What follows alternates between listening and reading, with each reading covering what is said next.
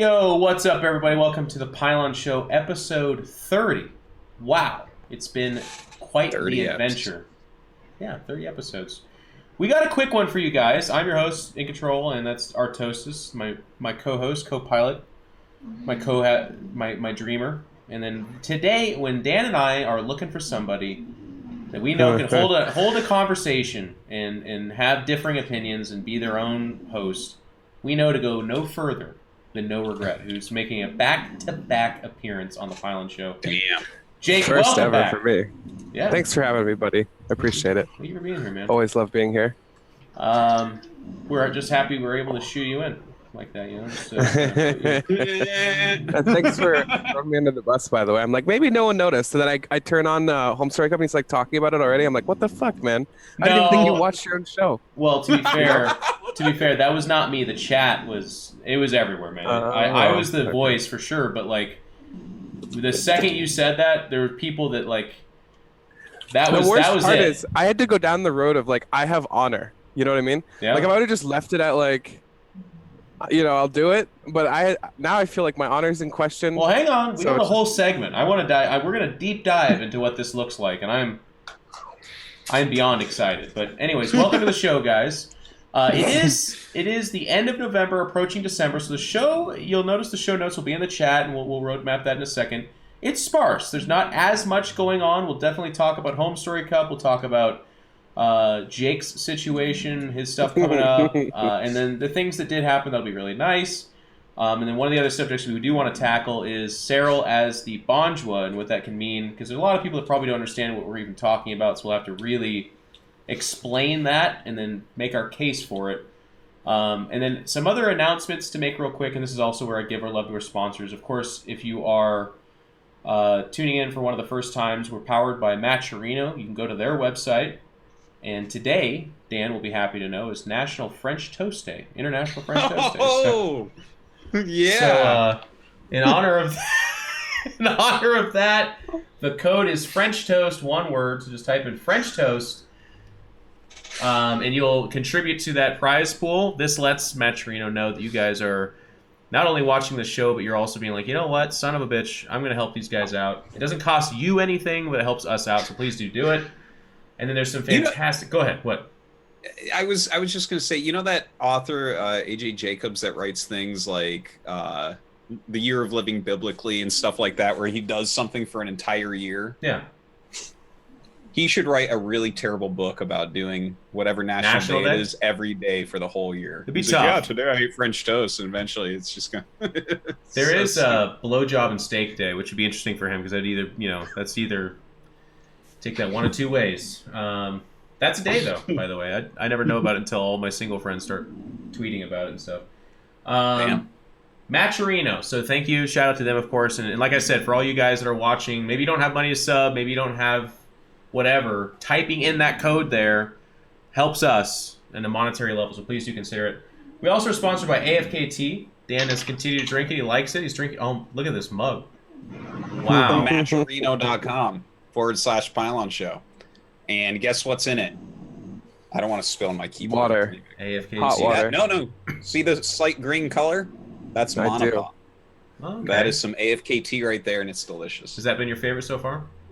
That is my favorite. But Okay.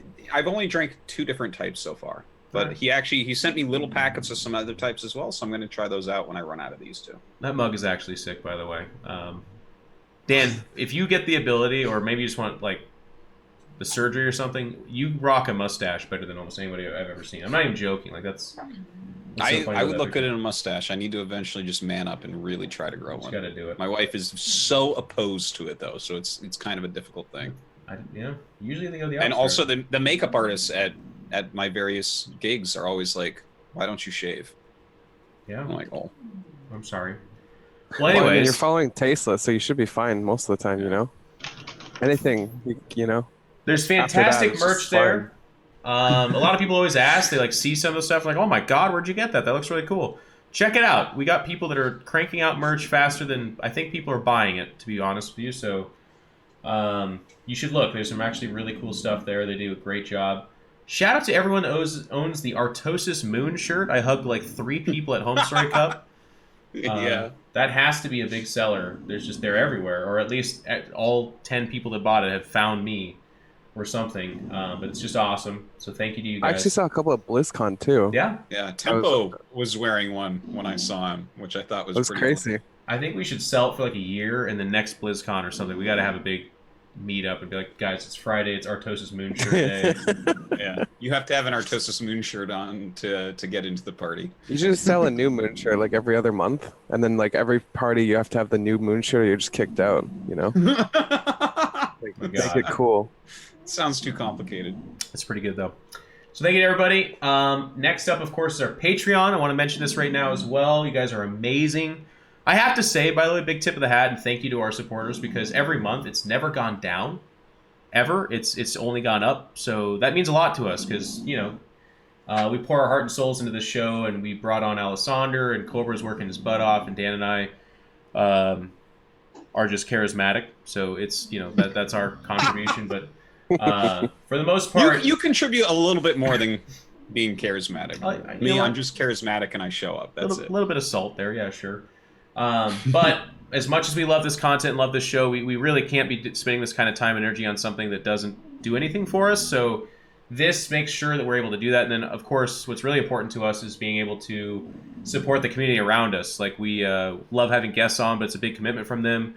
And we love the StarCraft scene, so we want to give back. And by you guys contributing here, we're able to do that. So paying our guests, and then at $3,000 a month, which is what we've been talking about, which is just a little, it's over $600 away, we're going to start donating $100 4 times a month to random StarCraft streamers. That can be StarCraft Remastered and StarCraft 2, as well as paying our guests, by the way. It, of course, doesn't replace that or something like that. But the idea is to just put hundreds of dollars out there into the scene while paying ourselves is what we want to do. So please do consider it. Mm-hmm. And that's it. Oh, you know what? I like this. I like that Cobra's showing this. We have a fucking amazing website. There's a lot of people that don't know about this, I think, because we don't talk that much about it. But PylonShow.com, ThePylonShow.com, excuse me, all the VODs, it has a countdown, it has links to the iTunes and various different podcasts, and it has all the relevant information. Cobra and friends have done an amazing job making this a great place to go. So, sorry we haven't mentioned it more often. We should. Oh, and then Cobra, did you end up taking the picture, by the way, of the chat command for when the next Pylon Show episode is? I asked. Yeah, I can upload that at some point. Okay, Cobra's gonna show it, but just as a quick aside, this is really funny. Someone's like, "When's the Pylon Show?" And we all rolled our eyes, and I was like, "Just do the command." Types in the command in the chat, which I think is like Pylon Q&A or something like that, countdown, and it said there it is, 292 years, 3 months, 23 hours. I don't know why it says that. Oh my god! It's like my great grandchild is going to be 90 years old hosting that show. Yeah. Someone in the chat immediately said, "You guys will finally have your moon base by the time that next episode happens." We're like, "Yeah." I think we might be dead by then. Oh my god. Oh my god. So, anyways, thank you to all you guys. We'll shout it out at the end as well. But we're gonna do This Week in StarCraft. Dan assures us it's gonna go very quick. So let's see what happens here. Are we ready for it? Let's do it. Yes, sir. Shoot it. Okay. All right, I'm ready. All right, we have the OSC Matcherino Grand Celebratory Cup. We are into about the round of 16 or something like that. It is going on in about 1 day. The groups are done. They did kind of an interesting format. You play everyone twice. That's why it looks like really weird scores. Like, for instance, Nurcho with a 0-5-0 is third place in his group. Anyways, check that out. SC2online.com, and it is the OSC World Rankings. Will tell you a lot about that. Okay, the OSC Battle of the Americas, NA versus LA. We are into the round of 8. It looks like Special already played his match, but it's exactly who you would imagine would be in the round of 8. We have Neve, Jim Rising, Kelger Massa, Special, Jon Snow, Scarlet, and Cham. Looks like Special already beat Jon Snow, so he's out of there. But obviously, it's very, very stacked tournament, yes. And he beat No Regret somehow as well, even after No Regret with his startling upset over Eon. All right. The ANZ Pro League Season 3 Week 2. This happens about 1 day from now. Sif Gaming has taken first place. Of course, we have Zeph and Maynard, along with Death, all doing commentary for that. So definitely worth your time. Twitch.tv/Blizzard_ANZ. That is on Thursdays. The TESPA Collegiate Series 2018 does continue. Colt Terran and Root Cats doing a lot of the commentary. You can check that out on compete.tespa.org. The Banshee Tournament continues onward. Number 9, of course, commentated by Zombie Grub and kind of hosted by her as well at twitch.tv/Zombie Grub, is taking place on December 1st. So that's about 3 days from now. Definitely worth your time to check out. She's been doing that very regularly lately.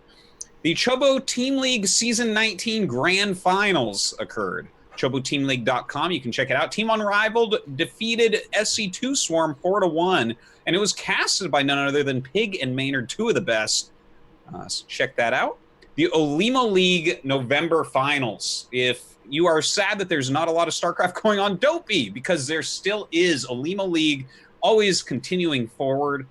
The November Finals occurred with Rogue beating TUI in those finals 4-3. A lot of really amazing players there. Check out their Patreon, by the way. This is really one of the biggest values you can get in all of StarCraft. For $2 per tournament, you get the replay pack like the next day. And Oli Moly is fantastic about uploading that quickly. It's awesome. Yep. So congrats to Rogue on that tournament win. Maru wasn't in it, so I guess he was able to do it. All right. Or, you know, all those kids from Homestory Cup weren't in it either, so thank God he avoided that. We'll talk more about that later, though. Kings of the North Super Tournament from ES Champ. Some of the community's most animated players to participate in a different kind of online tournament. It looks pretty cool. They are doing that life-based thing, and they have a reflect where they can redirect a challenge to another player. They can only do it once. It looks like Masa and Puck are both already in it, and round 2 is December 7th. Round 1 actually is like tomorrow, November 30th. So check that out, eschamp.com. They've been doing so much. We have the Proxy Tempest Great Christmas Rumble. The qualifiers are starting tomorrow, November 30th. There's going to be NA and EU qualifiers. Looks like first place is going to be $300 and 300 OSC points. That is not for the qualifiers, but for the main event that you were trying to qualify for. Each of these will qualify 4 players. Africa World number 26 by Laughing Games on Africa TV. This guy's going to catch our Pylon Show count. Damn, he's like just plowing forward. Yeah, Laughing Games and Falcon Paladin commentating. Looks like number 26 was won by Puck over QXC. I got to tell you, QXC is so interesting. That's pretty interesting. What, the 4-2 map score? Yeah, for QXC. I mean, first off, getting second, but 4-2 against Puck is pretty impressive. I think he always prided himself with pretty good PvT. So, well, QXC is one of these players that he'll like disappear forever and then come back and be super strong. But what do you expect by someone who's coached by none other than In Control? What do you do? Should be able to do that. Yeah, what do you do? It's a true story. QXC was a little nub scrub, and Jeff taught him the ways. And look at that. Damn, He's people back. are going to be knocking down your doors for some coaching, Jeff. Oh boy. All right. DSCL Nationals 2018. The Dutch StarCraft League is going national. They are having some Dutch-only tournaments. And it looks like the finals event on Saturday, December 1st is coming up. Hurstum, Euthermal, and many other strong players from the Netherlands will be playing. Check that out. Twitch.tv/DSCL League or DSC League would be another way to say that. All right. She's a Delphi number 8. Yeah. You like that? That was Damn, the prize pool. Yeah. Yeah. Okay, so number 8 of Cheese Adelphia. We talked about this a lot on the show already. $10,000 open land. It's going to be casted by Fear Dragon and Tempo. December 8th and 9th in Washington, D.C. You definitely want to go if you can go to this. It will be so much fun. There will be so many players of so many skill levels there. You will have fun, I promise. Yeah. That is just an awesome tournament. Definitely check that out. Cheers to Nerd Street Gamers for putting that together. SCV Rush Grand Slam is occurring. Their 7th and last open of the year. They have a big range of casters and players, a lot of OSC points on the line. A big name that is in the tournament is Uthermal. You can check that out. SCV Rush 1 is the Twitch channel. Okay, now this is the big news in this week in StarCraft, if you ask me. Okay? Yeah. The Pizza Pie Weekly. Now, I was talking a little bit of trash, right? Because Starkiller, he won a bunch of pizza pies, and then some good players started entering that I knew the names of, and they started winning. I was like, I guess, Starkiller's never going to win another one. Oh, how wrong I was. Wow. Starkiller SC has won his 19th pizza. 2-0 over Nitro in the finals. 19 pizzas. Look, 19 second place, Future with 5. This is basically the Roger Federer of pizza StarCraft tournaments. Starkiller, a literal god. If you're into pizza and StarCraft, there he is. 19 pizzas in a year. Like, I eat a lot of pizza. I don't think I eat 19 pizzas in a year. And I have the power to do that whenever I want. Yeah, no, I don't think I eat pizza 19 times a year. 19 is not that much a year. Let's be real. I don't know. That's like once a month, and then 7 times 2. That's like nothing. Yeah. I get it. I think I eat pizza once a month, basically. So. Yeah. I probably eat about 15 pizzas a year. Yeah, I'm sure I eat 19 times a year. That has to be. Now that you say it like that, he eats 19 free pizzas a year, though. And then let's not even count the ones that he's been buying for himself. Well, he doesn't need to buy them for himself. He just continually wins them. So, guys, check out the Pizza Pie Weekly. Go and challenge your god Starkiller. all-inspiration.challenge.com. Okay. The return of the Icy Far Challenge by Pig. Teleportation this week. You use mobility mechanics to appear where your opponent least expects it. So you can send those replays in, of course, to the wonderful Pig, and he will take a look at them. The Games Invitational number 7 from Laughing Games is coming up on December 2nd at 2 p.m. CET. It's going to be Supernova against True. And that Jesus Christ. Yeah, that's Laughing Games. Okay. Those are like polar opposites, those players. That's quite true. I seem to recall a lot of command centers and a lot of Zerglings, so we'll see how that one goes. All right, the general transmissions down here, we have the University of Michigan versus Michigan State University show match. I believe Winter is going to be commentating this. Yep, twitch.tv/Winter Gaming. That will be on Saturday, December 1st. So if you are from Michigan, you definitely want to check that out. Those are going to be a lot of the best players in your state. That's cool. General transmissions, Inside the Scene, episode number 16, Tales from StarCraft with Drexama and Ender Sword. It's Thanksgiving, so they're having a special episode to talk about their favorite StarCraft stories they pulled from around the community for those. And, of course, check out eschamp.com and their Discord and their Twitch channel. Blizzard has put out another comic for StarCraft, Soldiers number 2. Okay. Check that out if you like StarCraft comics. Zombie Grub has been interviewed by Girls on Games. That's at The Girls on Games or girlsongames.ca. She was caught up with at DreamHack Montreal. So you can go read it. Yeah. It looks like Elazer has a new StarCraft team. He has joined AGO Esports, which apparently is a big Polish organization. And he says that he is the 7th place in the list of highest earning players in Poland. I guess they must not have any Dota players because that's kind of surprising. Like the entire list from one tournament. I was very surprised to see him leave Clash. Like when he came here, he stuck a bunch of Clash stickers all over the place, and he was like super Clash patriotism. Yeah. Well, this is a Polish organization, and I believe they either own or back their like national soccer team. Like it's one of those things where. Oh, that's super cool. Yeah, that's totally worthwhile to be in. That's great. And it says here, a Lasers debut under the new banner will happen at GSL in South Korea on the end of December.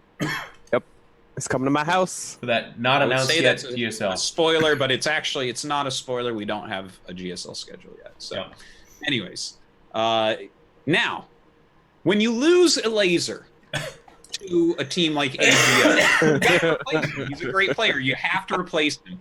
Okay, you already have a bunch of Zergs. what you need is a Zerg killer. Mm-hmm. And so Clash has picked up none other than Rotterdam into its roster. Great pickup. Really great pickup. Yes. Absolute Now, legend here. Indeed. Yeah. Jokes aside, Roddy said, don't worry, he's not becoming a pro gamer or something. He's going to be working with them. He's a big time streamer and commentator, so he's going to be working with them in those regards. But of course, he plays StarCraft all the time. He's quite a good player as well. So congrats on Roddy on making it Clash.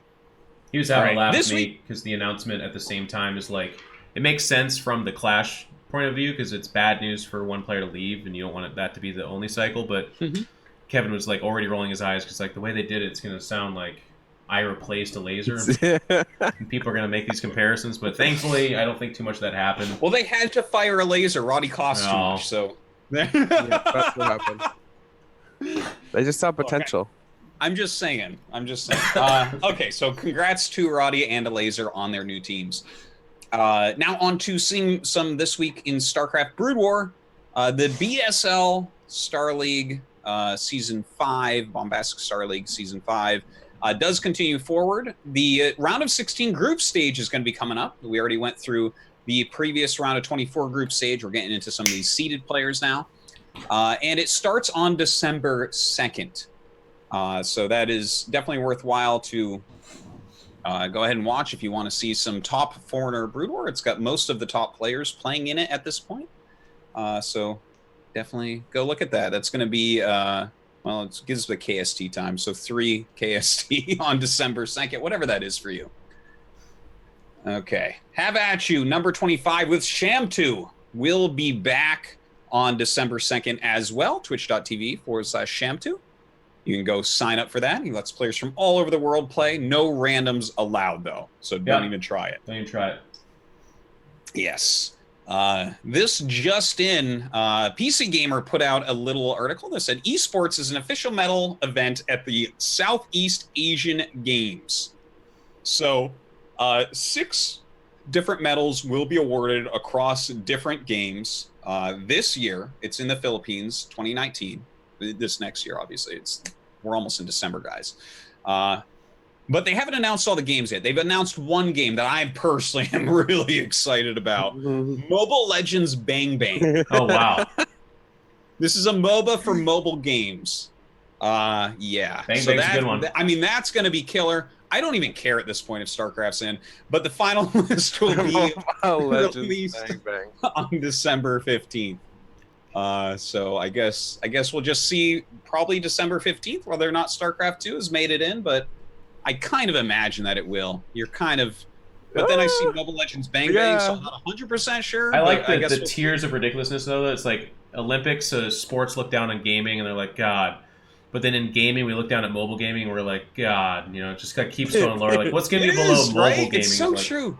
Remember going to like a WCG Grand Finals, and there would be like all these great American players, right, representing, and then you're sitting down talking to someone like, oh, what game do you play? And then they're like, oh, I play the pool game, or oh, I play that mobile game or whatever. Well, and it's like famous story. Greg and I both won WCG. We got eliminated.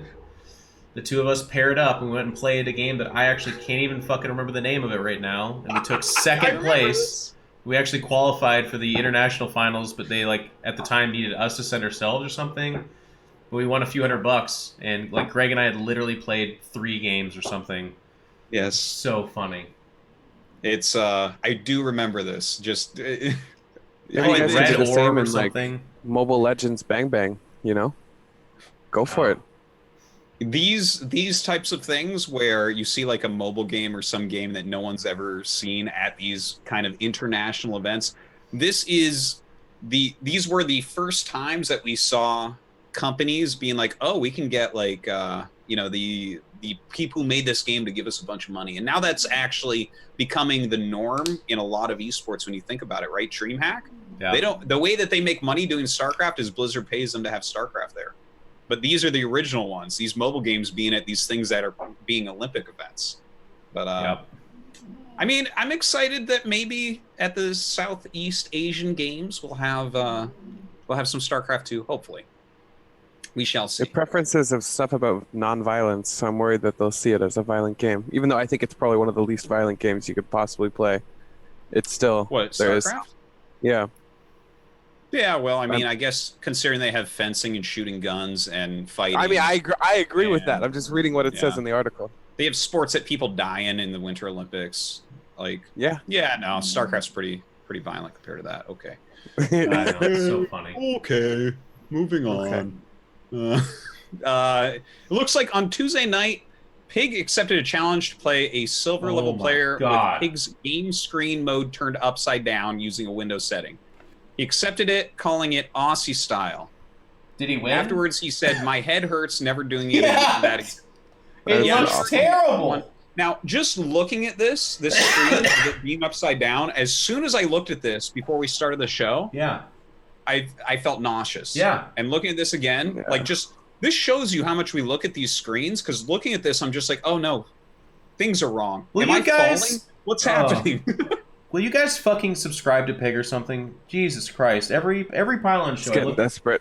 there's just weirder and weirder shit happening over there. He's look at the look on his face Jokes. in this picture. It's like exactly how I feel looking at this. Yeah. Joke's on everybody. He just like flips his monitor around, like Still fucked so up. it looks upside down. Damn. No regret. That would be like the sickest fucking troll ever. Damn. He's just playing like Got it. perfectly. See, now I'm worried that you're not going to actually eat a shoe because you already got that cheater mindset. But we'll get to that in a minute.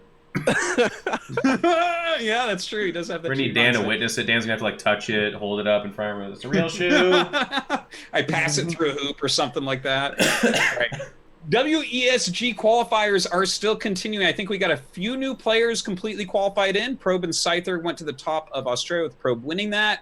Mighty Kiwi and Crimson to the top of New Zealand with Mighty Kiwi winning that. So we are really filling out that bracket for WESG. Okay, a big announcement is that StarCraft once again will be at IEM Katowice for 2019. So that's awesome. been like kind of our secondary BlizzCon in a way. It's just a giant tournament where everyone goes. Obviously, it's one of the biggest ones of the year. The only one that Serral did not win in 2018. So he's going to see if he can complete that I am paying that coup, I guess. But yeah, it looks like it'll be from February 25th through March 3rd. That's going to be the range of from the round of 76 to the grand finals. That's just going to be awesome. And the war chest for Katowice will be coming out as well. That'll be adding to the prize pool. I'm so excited for that. That's like the I know, building, building right? stones, Oh my god, And you can watch Twitch streams to unlock it, so that's kind of cool. Yeah. it's gonna be sick. Yeah. So that is a big announcement. And that's this week in StarCraft. Great job, Dan. Thanks. You did a wonderful job with that. I was really Nice. prepped for this. Big shout out, of course, to Cobra and Alessandro for putting that together as well every week. I don't think I say it enough, but thank you to those guys. Yes. They are so important. All right. First topic, Home Story Cup. So for those of you that perhaps have just come out from your bunker or the rock that you've been living, the bridge that you've been living under, Home Story Cup concluded this last weekend. And if you're like, no, I don't know the results, you're watching the wrong show. We discussed the results and stuff like that. So this is your warning.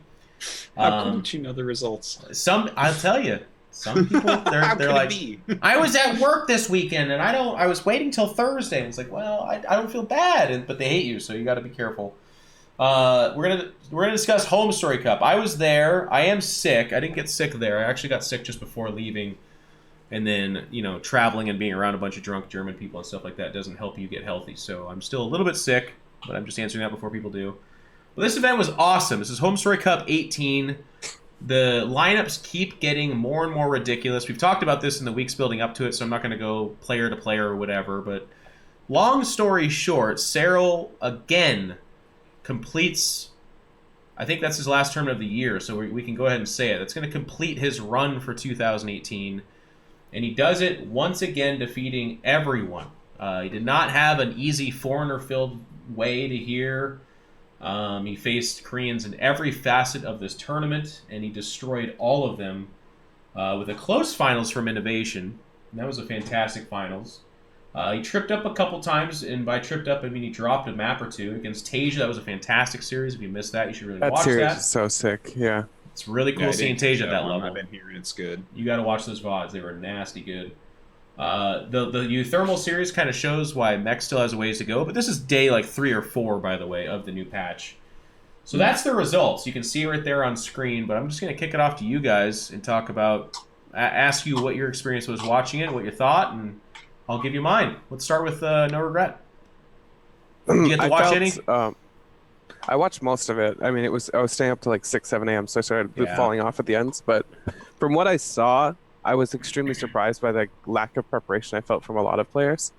I think some players were more prepared than others, and some players were doing crazy things that I don't know if they prepared for or not. But certainly, I felt Rogue certainly did not come prepared.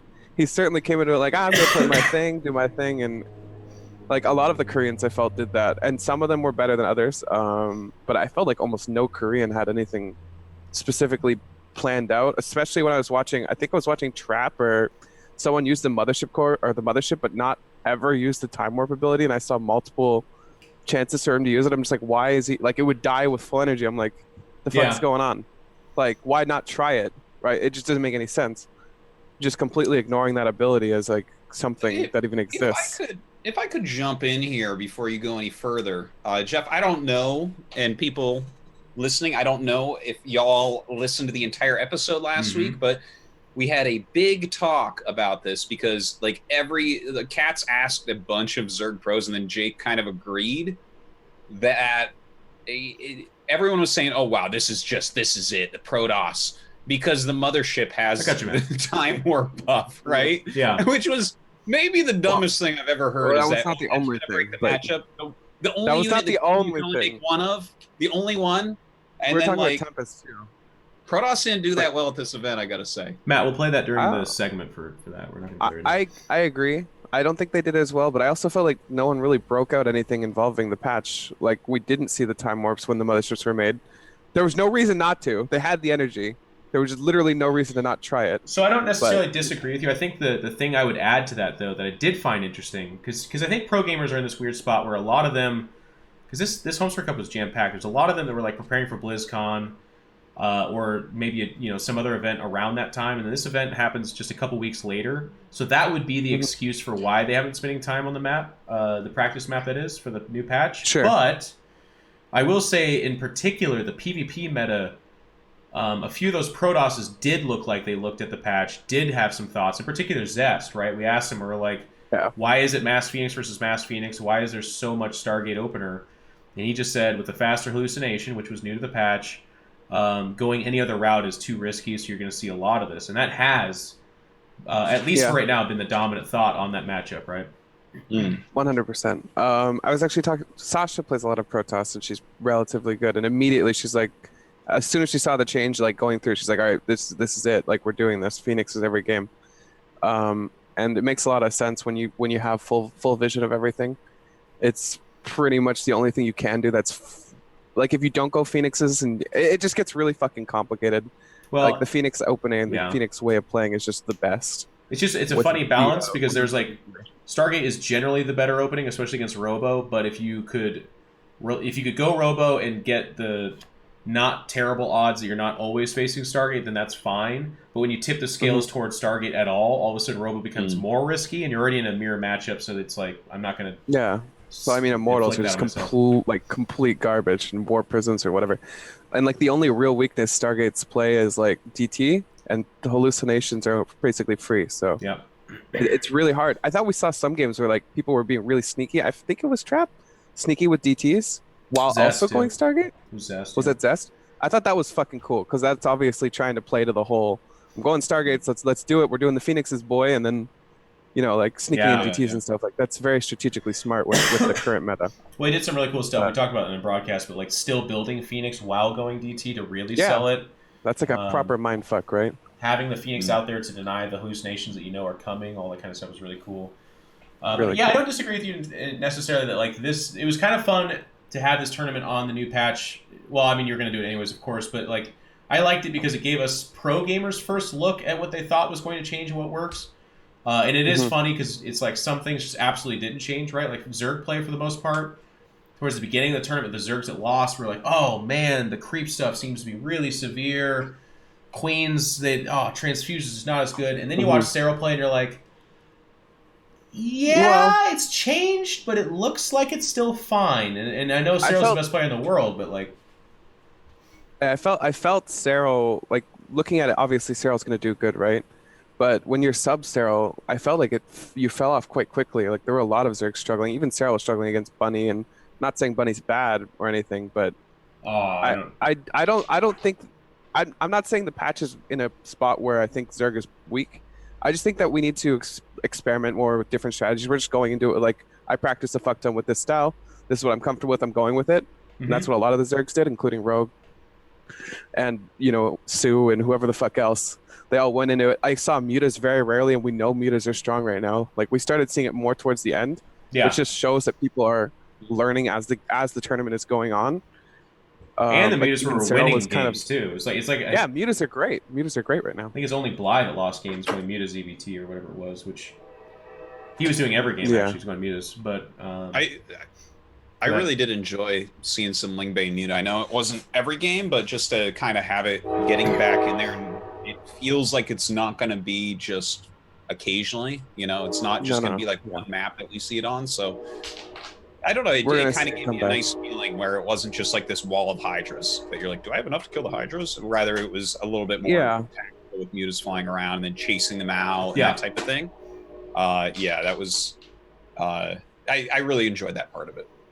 And to go back to NoRegret's comments, though, I do feel like the little bit of nerf to Zerg, which I do think we can kind of all agree happened, was necessary. Because there's still a lot of the Zergs qualified in that round of 8 or whatever the top of that bracket is, but then they all lost that round for the most part, except for Serral, right? So there definitely is an adjustment period that's going to happen. But when you're watching the Ling Hydra Baneling style, in the past, it felt like Terran was running for their whole life the entire time, and basically the way they won was to get a lucky drop in while trading out in the middle of the map the entire time.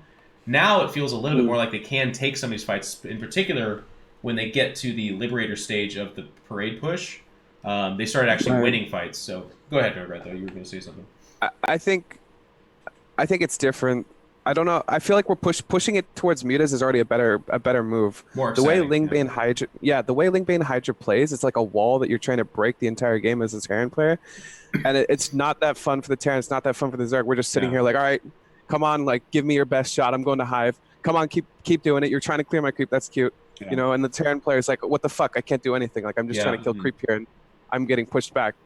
And when you go Lingbane muta, not only does it open the aggressive front for the Zerg player, but it's less of a brick wall for a Terran player. Like when you see Lingbane muta like get pushed back, it gets pushed back hard.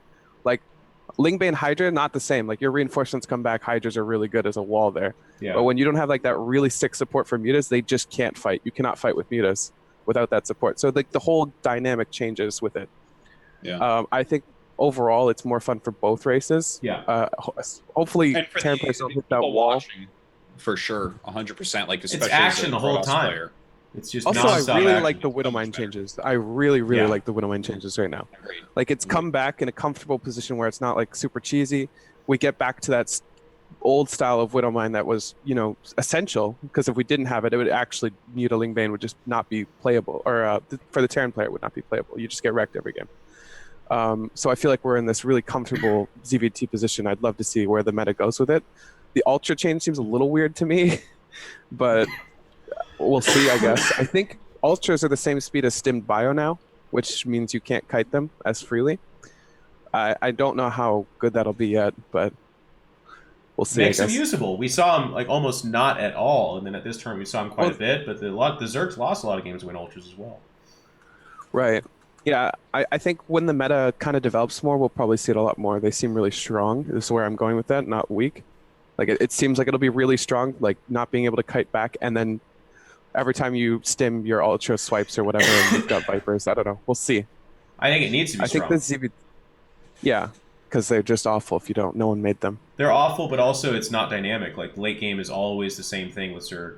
Either they're stuck on like Viper, Hydra stuff, or they go Broodlord, and that's it. And then Ultras the Broodlord is like the turtle unit of like the one that you kind of have to go with the push or play at home.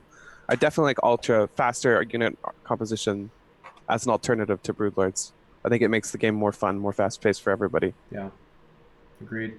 So I'm really excited for ZVT is basically what I'm saying. I think that the match has a lot of improvements in the right direction. We'll have to see. I'm hoping that the Muta ZVT Lingbane muted style doesn't get like too brick wally for the Terran player too, because that can happen. Like if Muta's just shutting down drops left and right. But we'll see. I think it's got a lot of potential. Why does Zerg not make lurkers against Terran? Are they that bad against Terran? They do nothing. They're not that. You never bad. see them. Scarlet's playing Ever. them a Is little she? bit. A little Solar bit. was doing it for a little bit on some of the more scrunched up maps with lots of ramps. He was trying them, and I mean, once you get if you get Burrow's speed for them, like they feel much more usable. Before that, though, I think they're that's just the problem. too slow. Yeah. Well, the Burrow speed is the biggest thing. You kind of need it to be vital, or it's vital against that matchup. And if you kind of rush them out, you don't really have the ability to go aggressive ever. And defensively, they just feel worse than Ling, Bane, Hydra. Like Bane, Ling kind of gets you better like surround and wraparound abilities, whereas they're just gonna see all lurkers and not attack you there. I think also specifically because I could see lurkers gaining some power again now because when it was just Ling, Bane, Hydra for a long time, every build for Terran was a siege tank based build, which is already kind of going in the right direction against lurkers. But it goes back to Ling, Bane, Muta, and then you're having Widowmine based builds all the time, then we can actually see a reemergence of lurkers a little bit later on. But it's never been fully mapped out in ZVT, so that's going to take a long time, I think, for it to become anything normal. Like we might see some really smart Zergs pop it out occasionally, but I think I would love to see it though. I find that to be, that's like StarCraft 1 stuff there, and that's super fun to watch, like the splits and the traps. And I could see it not working pre-hive. I could see why. Like every time they're moving, they get picked off and stuff. Right? But... And you can't buff them because it would kill Protoss, so it's difficult. Yeah, I'd love to see it more like drop utilized, because I think lurker drops against Terran is really sick. As long as like you don't really see Viking sniping overlords, depending on if it's mech or bio. You could probably get an overlord in a lot of the time, and it's just not something you ever see. Could be really scary for Terran players to deal with. And hold lurkers, man. You think hold Baneling or burrowed Baneling is exciting? 5 lurkers. Well, the problem is they always scan creep, right? Not always, Jake. That's exactly not it, actually. Yeah. They almost never fight on creep, almost ever. God, if only you could burrow this guy's off creep, then you know what I'm saying? Well, you could. That would be fucking weird, because Zerg players don't like engaging off creep. Let me just be clear. Jake's making a weird 100% argument for a situation that is not 100% at all. He's like, they always scan. And I'm like, we all know that's not true. When I'm 100%, I'm 100%. Okay. That's just a mistake I don't make. I have no problem explaining right now that what you should be saying is that it won't work that often, but don't tell me that it never works, because it's... I'll log into StarCraft right now, and I'll play all night, and I'll make it happen. Oh my God, Jake! I just think, okay, let's imagine 2 lurkers are burrowed, right? Versus 2 banelings. What do you think has the better potential here on killing a Terran army?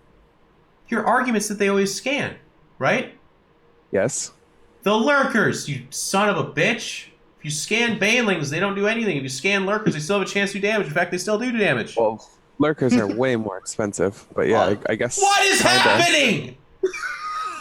Your goalposts are floating in the air, and they just teleport to different parts of the universe. And you're like, good luck kicking a goal now, bitch. And I'm like, excuse me? He goes, which one has the better chance to kill stuff? I go, lurkers. He goes, yeah, but they're expensive. What?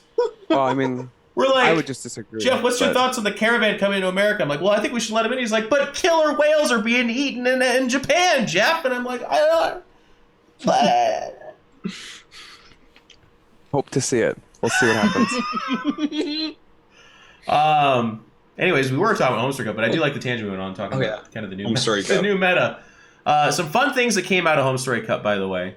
It's really exciting. A lot of people are talking about this. Not only is Homestory Cup 19 guaranteed to happen, which is going to be the summer edition next year. So I can't remember when this last one happened.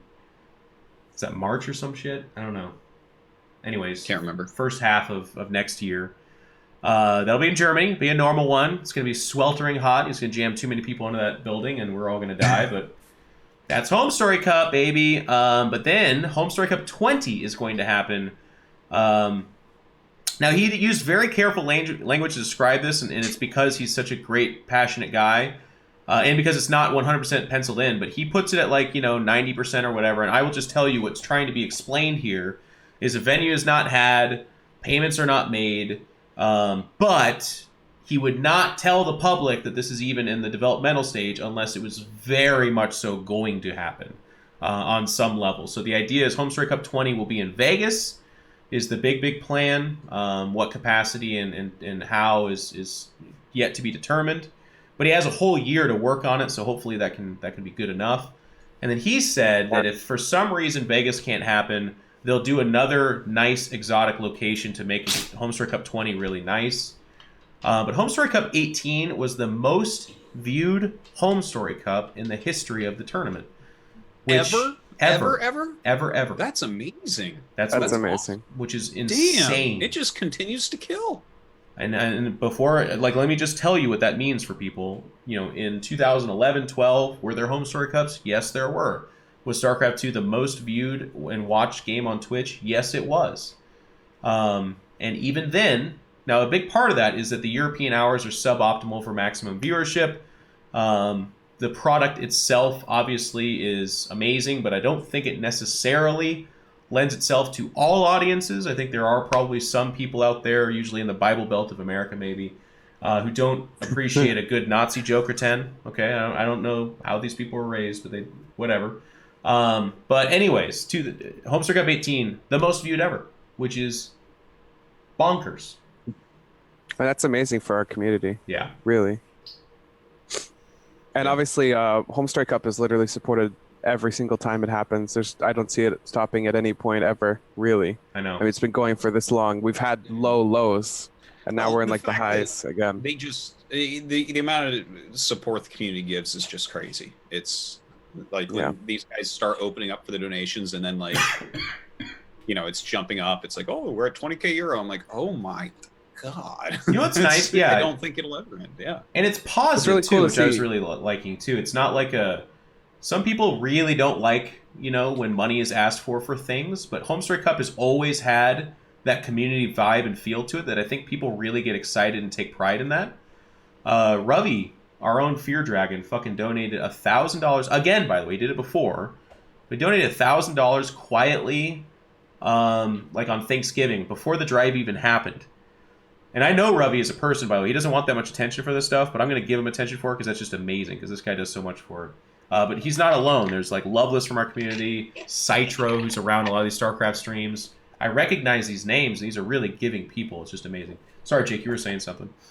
I was actually just going to point out that like we even see community members like Fear Dragon donating that much money. It's just incredible.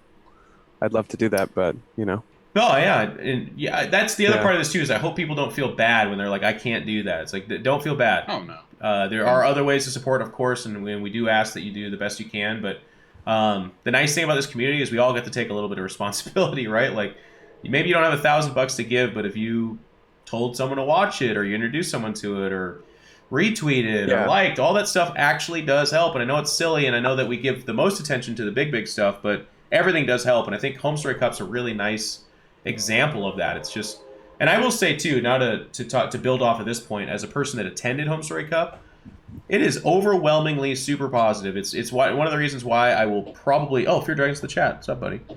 I will always do everything I can to attend. Full disclosure, when I first went to Home Story Cups, they did not pay me because I was a player that would get knocked out and then commentate. And then for the first couple after that, they helped with my flight to get there, but I still wasn't paid, so I was just there to be a part of this thing and then do it.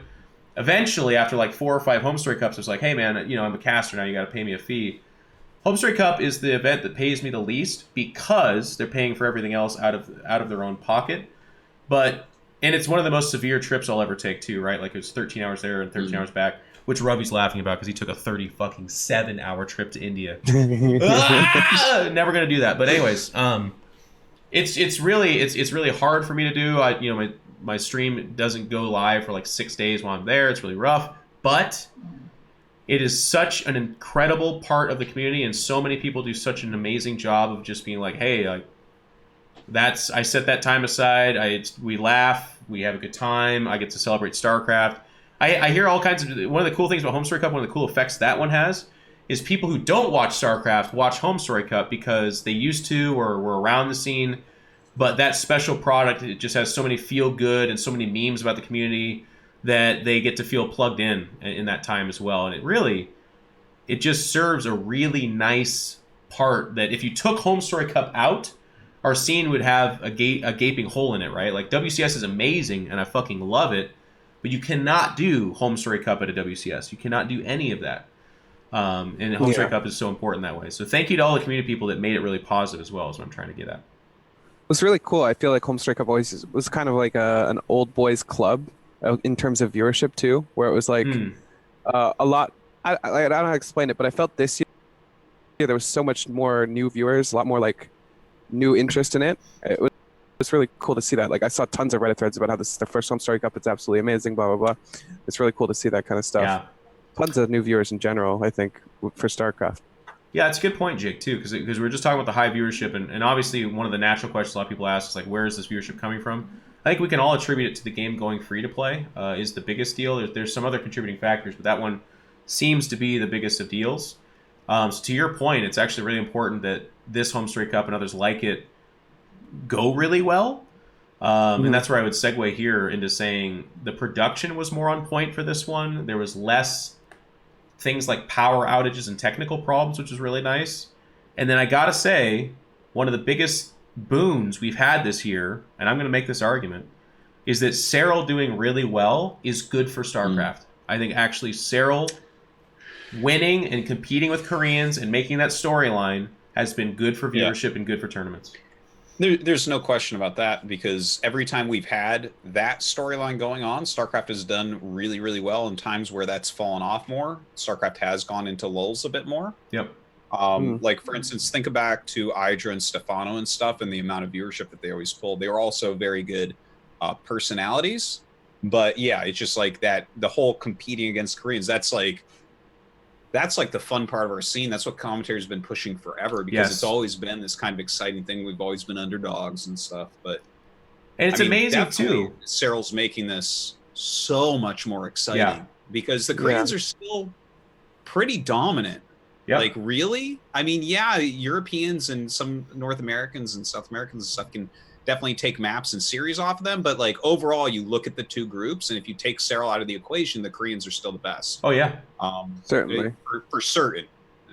And, but, yeah, to have him in there, I mean, that's just, it's ridiculously exciting. But I do have to ask, you know, Serral fandom aside, was he a bit of a party pooper not using skins on his units in this tournament?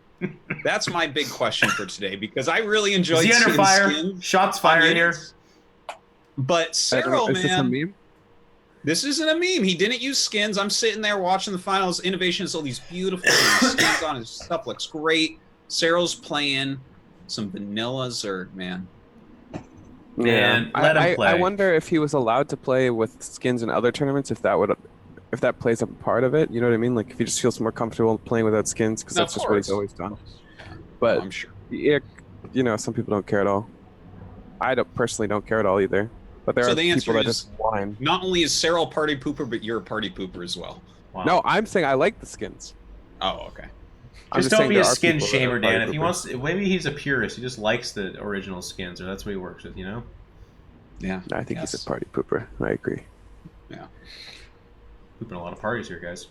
So yeah, I think that has been really nice. Oh, go ahead. One thing that was interesting about Home Story Cup is I felt the Terran representation within Home Story Cup was extremely high.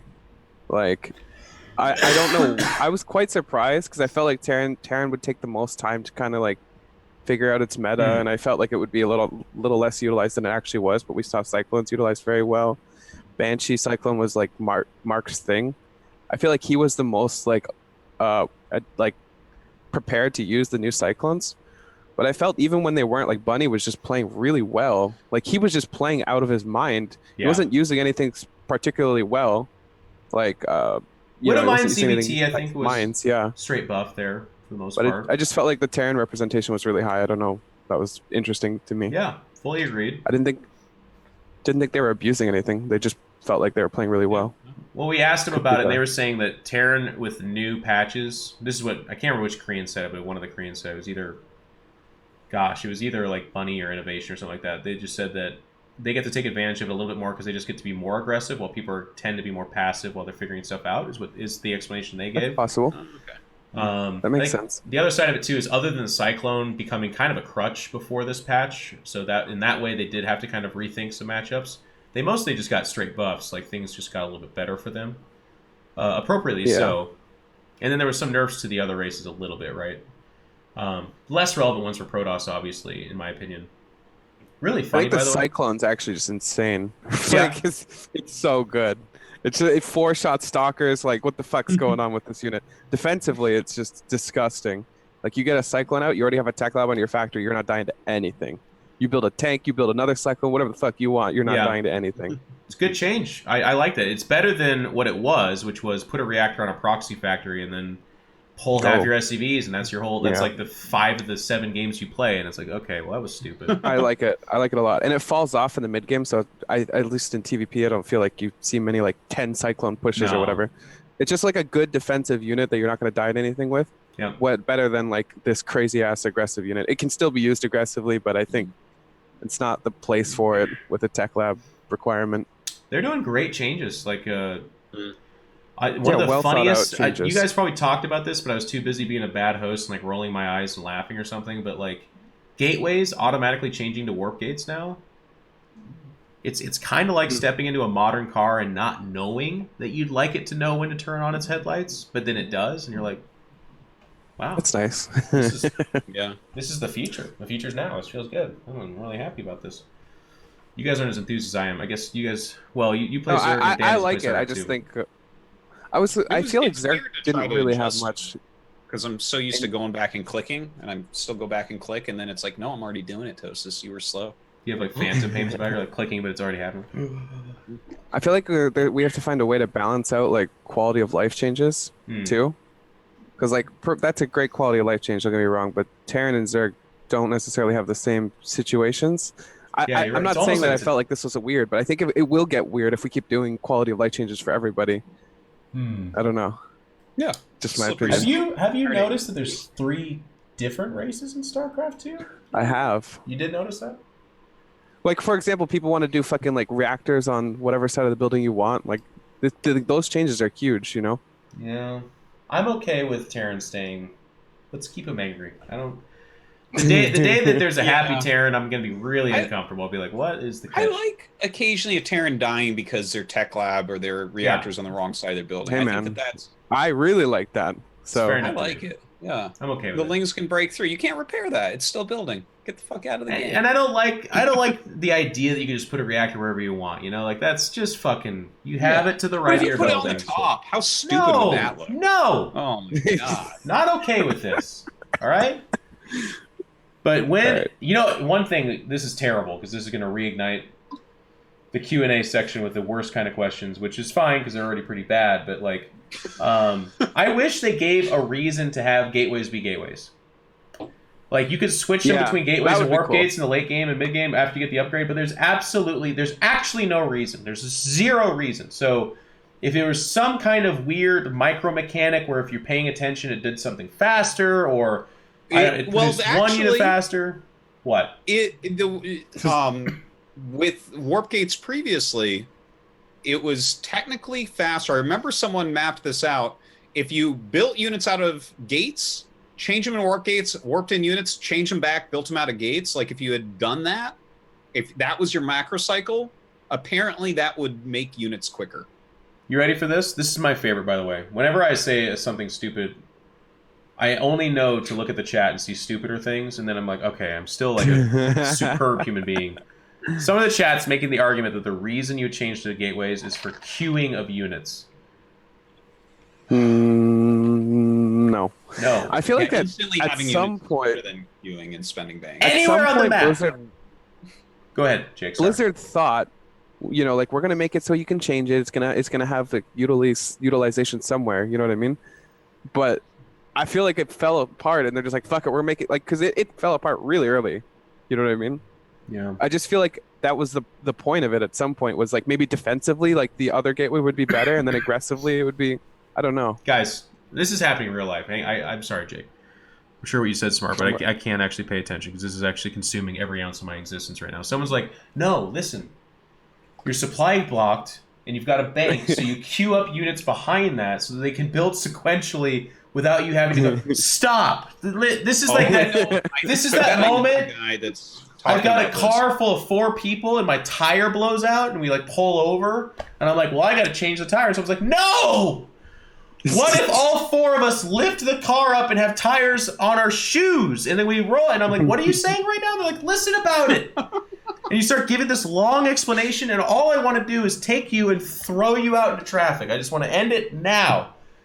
Yes, you can queue up units, and yeah, but it'll spend your money. This is a discussion on there being an incentive, not you're a fucking terrible player and you're pocketing little walnuts in your beard so that like 6 months later you can be like, I forgot I had walnuts in my beard. And people will be like, well, couldn't you just have walnuts in a sensible place? They're like, yeah, but if I put them in my beard, I'll have them wherever I go. No. Go ahead, Dan. So yeah, for StarCraft 2, that doesn't work. There was someone in my chat that was trying to tell me, like, oh, part of the reason you lose TVP is you don't queue up when you're getting maxed out on your facts. Oh and my so God. I kind of railed into him like you just did there, and then I thought about it. Where did like, this... well, I guess you can queue up when you max out, and then they'll just instantly build the moment you lose any units. So I guess theoretically, that can be good in certain situations. Sure, but sure, that's fine. Yeah. But that, which Day 9 Daily do we need to go back and destroy, guys? I'm sorry, which one? It's going to be Day 9 Daily 293, where he's like, and if you get supply cap, make sure to queue up a bunch of units because it's better for you. And people are like, Day 9 says to do that, so that must be what we do. Fusion core dance. Dan mentioned coaching earlier. I put myself through college off of coaching StarCraft, and here's the thing.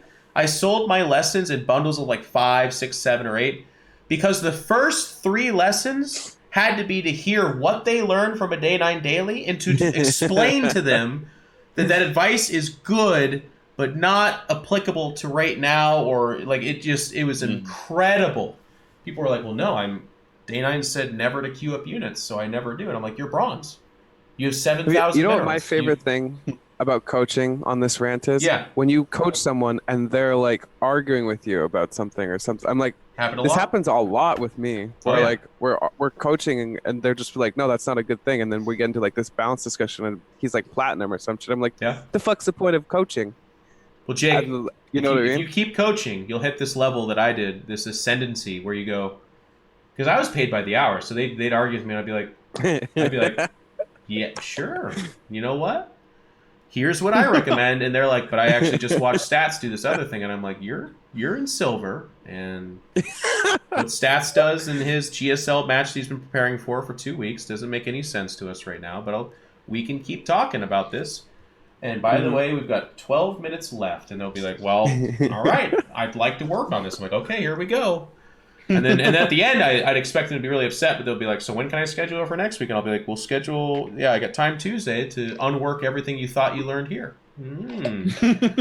Anyways, enough of, I had a lot of great, 99% of my students were wonderful, by the way, because there's like 17 of them in the chat, so I don't want you to think that I'm mad about you guys. I took us on a terrible tangent. Let's just end on the Home Story Cup thing and just say it was fantastic. Serral wins again. Yes. There's so many series you need to watch. Go to Take TV on Twitch. I think their VODs are free to watch. There's highlights all over the place. As Dan said, they raised another 20,000 euro just to put towards the next couple Home Story Cups. Home Story Cup 19 is guaranteed to happen. We'll do another fundraiser there. Dennis, having spoken to him in person, and this is just me relaying it to you guys, he's over the moon. StarCraft's his main game for next year, guys. I don't think you understand how big of a fucking deal that is. The last couple years, he's been doing other events. He's been looking for other games to do because he has a company. He has employees in a big-ass building in Germany. He needs to pay the bills. And, I don't fault him for all that. But all of a sudden, he's like, well, actually, StarCraft's crushing it. So I guess we'll just make that the focus. That's absolutely amazing. Yeah. It's really amazing. He is just so brilliant. Like, Dennis, I've talked about this before when we talk about Home Story Cup, but, like, even like this stupid T-shirt that Hearthstone wears on the couch, this subscription ambassador, and they get 2,000 subs from that. Dennis is actually just brilliant. He has so many ideas that are just like, oh damn, like I don't know how else to put it. He just he's the only one that can do what he does. Dennis and crew, to be fair. Dennis, yeah, of course. The whole he gets to the lion's share, of course. Harston was fucking brilliant. He should win an Oscar. Like he was fucking sick. There's some Homestory Cup All-Stars. It questions me why he doesn't have 2,000 subs himself. Like, what the fuck? What is he doing on his channel? Squeezing a sub out of a European is harder than landing at Normandy. I will tell you right now. As the guy that's done both. There are some other MVPs as well. Serral was surprisingly, maybe not surprising for everyone, but for me, it was just really fun to be around. Really nice on the couch. He was honest as he always is, and he fucking crushed it again. I thought it would be a real big shame if like the patch hits and then he just like donks out a series, and then we have to always refer to that as, you know, oh, maybe Serral's kind of losing it, or a BlizzCon or whatever. But nope, he just quietly went on and murdered everybody again and looked absolutely incredible, which makes me feel good. I want some normalcy, you know. I want a lot of that. Out of curiosity, this is a discussion. Do you think that Serral is kind of coming out of his shell, or do you think his personality is more like, I don't know how to explain this. If he do you feel like he has like a more personality that's not blossomed yet, or do you think he's just more like quiet as like 100%? He's coming out of his shell, and it's not actually Homestory Cup that I would even look to. I'd look at BlizzCon where Smix asked the same question she's asked him probably at every WCS stop, and you saw Serral actually catch himself with an inadequate answer. She's like, she had to ask the painful, like, how do you feel? And he like started to look at her and be like, well, obviously very good. And then he realized that's not a full answer, so he's like, this has been something I've wanted to do. I've had this goal. Like, he, you know, it's not like he's about to win presidency with a Barack Obama-esque speech, but he's definitely trying and thinking more about being more of a person, and it's just awesome to watch. And, you know, to be fair, like, he's doing really well with that as well, because you have to take into consideration how young he is, how hard he has to practice at this video game, which is kind of a lonely video game anyways, right? The culture he comes from is not particularly known as a bunch of outgoing guys like some other cultures are, right? When you put all that together, I think that he's on a path to just be like, I don't know, the everything in StarCraft. Now that Let me take it from what he's going to get older and better. He's got more experience, and it's amazing. I know exactly what you're saying, Dan. Here's what Dan's building up to. He's 20 years old. He's going to have $1 million in his bank account. He's handsome as fuck, and he's the best player at the hardest game in the world. This guy is going to... He's going to need to think long and hard about who he's going to settle down with and make a future with, because if he doesn't, we're in danger of all kinds of illegitimate Serrals just running around. And I don't want a German Serral. I don't want a Polish Serral. Okay, keep it Finnish. Keep him purebred. That's what I'm saying here. I want Finland on top. Well, thank you, Jeff. That's what Dan was building up to. That's clearly what I was going for. I like your opinion, Dan. I agree with it. Yeah, okay. That's what Dan was wanting to say there. So yeah, that's Homestory Cup. Thank you guys so much. But a nice little segue from Homestory Cup, because that's not the only thing that Homestory Cup produced. A week ago, my man Dan Artosis here hosted a wonderful Pylon show in my absence, and he had some fantastic guests on here, including Jake-SomeRegreT Umpleby. But I would ask ourselves this question before we play this little soundbite: no regret? Well, I'll let you guys decide. Go ahead and play that clip there, Matt. He's getting out 100%. Yeah. I will eat a shoe if he doesn't. You guys can poke me with this.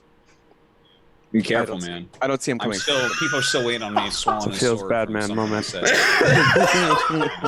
Iliag also was supposed to eat a shoe that he never ate. Who was? Iliag. Yeah. Yeah, I heard about this. He was definitely supposed to eat a shoe. Never happened. I heard about this too. But I actually will. I'm a man of honor. Okay. I will try at least. I was doing my best to talk you I'll out take of a fork this and a to knife back and up. I'll just. It's okay. If it's I'm a man of my word. a leather shoe, you could eat it, right? He just keeps saying it. Probably. Yeah, it's. I dug myself into a crevice.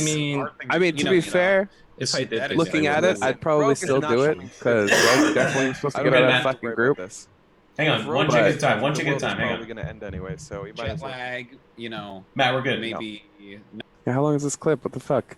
Matt likes it a lot, so he's going to let it play for 7.5 minutes. But Jake, so our next topic is that Mr. No Regret here, and I love that whole clip. By the way, has such a wonderful. Like Dan did actually try I to save shouldn't have brought you. the honor stuff because then I probably could have weaseled my way out of it. But like I said, I bring my honor into it. Now I'm just fucked. You put hand on heart too, man. It was like I fucked up, boys. But, it was like a devil deal. Like there's a demon that appeared and it was like, go ahead and sign in blood on this book, and you're like, you know what? I'll sign in blood. Rogue's getting out of the group is how I thought of it. I'll sign in spit. Like, what's the upside for you, Jake? He's like, I look cool right now. Yeah. I've already got the upside. I'm It's like, funny. well, It's funny because I feel like people do react more with eat a shoe than any other fucking term I could have possibly said. You know what I mean? Literally any other exaggeration. No one would be tweeting at me. It'd be so funny if you would have said like, I'll eat my own foot. I could have said chop my arm off. Yeah, no one expects that. Like, but eat a shoe, that's something you go down for, you know? Which I thought it was interesting because I've never seen that before, but it's whatever. I think it's going to be very interesting, Jake. Go ahead and talk a little bit about, because you said you're doing this. You said you tweeted out even that you're doing it at Memes and Dreams end of December, which is going to be an awesome event anyways. But I guarantee you're going to get a fuck ton more viewership because you just said you're going to eat a shoe. So what is your plan to eat this shoe? I guess we'll see what happens. I don't know. What? We'll see what happens. We have this whole fucking segment. What do you want me to do? I'm gonna fucking deep fry the shoe. What do you want me to tell me your plans? Pure leather shoe, right? With no synthetic stuff, and you got to boil it, right? Isn't that how you're supposed to eat shoes? I feel like there's lots of things I could do here, and that's what I'm thinking about. Jake, this will not affect your viewership if you tell me how you're gonna eat a shoe. I promise. No, I'm just thinking about how it plays down. You know what I mean? How it goes down. Yeah. There's a lot of things to think about here. What are you thinking? Well, there's loopholes, is all I'm saying. I can get around this. Okay. Oh, you're but not still gonna eat a shoe. Maybe he'll wear pizza around on his feet and then eat that. There's things. Okay, I would we'll accept figure it out. that anyways. On your foot, too. Am I right? Oh my God, right? You are gonna weasel out of this. I thought you said you're a man of honor. I'm not gonna weasel out of it. I'm eating a shoe. Expect him to I'm eating a shoe. It's like I said I'd swallow a sword if San got out of his group, and then he got out of his group. You remember this? And then everyone's like, "Oh, you gotta eat a sword, Artos." I'm like, "I'm not gonna eat a sword." Well, that's Jake's point. Figure of speech. You know, if Jake said he was gonna eat his own family, at me, they're like, "Hey, enjoy the shoe," blah blah blah. And the other half are like, "If you eat a shoe, you're gonna fucking die of like poison or whatever the fuck," because there's tons of carcinogens or whatever in shoes. That's what the people so I'm like, demand. well, half of them want it. The other half are like, "You're probably gonna die, but still want it." So I don't know what the fuck I'm supposed to do here. I need to think about it, but certainly something will happen at Memes and Dreams. I'm not going to do nothing. Okay. We'll figure it out. That's basically where I'm at right now. YOLO. All right. Well, this is the most disappointing segment in the history of the I don't know what show. you wanted me to do. All I got from this segment is that you're thinking of a way to get out of this. That's what I took from this. Well, would you be... What do you want me to give you, my shoe recipe? It's proper to just back up and be like, hey, guys, remember what I said? I'm not going to do that. Remember that unreasonable thing I said? I'm not going to do it. Dan, that's why this is funny. Because I was expecting that, but then he literally, we were talking about at Home Story Cup, and in the chat he's like, "No, I'm eating a shoe," and then he tweets out that day, "I guess I should sell out. I'm doing it at Memes and Dreams." Well, you know what? I got to give him a hand because this is also why he's a very strong Zerg player. Is when he commits, he doesn't stop committing. All right. Exactly. He's very decisive, and it's more important to be decisive and do something bad and wrong than it is to be indecisive. You know, I'm a man of honor, Jeff. Okay, I'm going down with this ship. Well, we'll just see how it goes. I am. If I have stock and no regret, I'm selling right now. I'm not. I'm a Are you selling worried. though? Well, because Memes and Dreams is going to be lit. You know. You gotta think about it. Especially if you eat a shoe, is what I'm saying. If you're in the background and Special's eating fried chicken and you're mowing down on a boiled leather shoe. Is that good or bad for the stock? It's really good if you did that. But it's good. It's good. We'll see, I guess. We'll see you what can happens. Go to the top of Reddit. This could be your moment, Norgret. This could be the most famous. I have to think about it. Is it worth possibly dying? Yes. Maybe. Well, no, I can't say that actually for legal reasons. Don't do it. But you know. Legal reasons, right? Well, I don't want this soundbite. We're like playing Enya like a week from now. Like, no, actually, your event's in 3 or 4 weeks. But yeah, we'll I can't. See. I don't. I don't know. I don't know. I don't know what to say. I don't have a recipe if that's what you're asking me. I'm just glad I made it onto another pylon. You because do have a recipe. And we're getting paid, right? So this is good times. I should just keep doing this stuff. Keep getting invited back to Pylons. That's true. That's how I'll support myself. Well, I'll tell you what. All right. So if what happens if I do something crazy next year or next week? Let's see. I don't know if I want to make a prediction because people might actually hold me to it. They will. And there's no tournaments to predict anything in, so. It's all right, Jay. There's time. We'll figure it out. But I want to see what happens with this shoe eating. So sorry, audience. It's gonna be a little bit of a mystery as to whether or not this. The way he says that, it might just be the way Canadians say everything. Well, see. Hey, shoe. My spine's tingling. I was all excited. All right, well, that's that segment. Next up. Nice. Next up, the Bonjwa?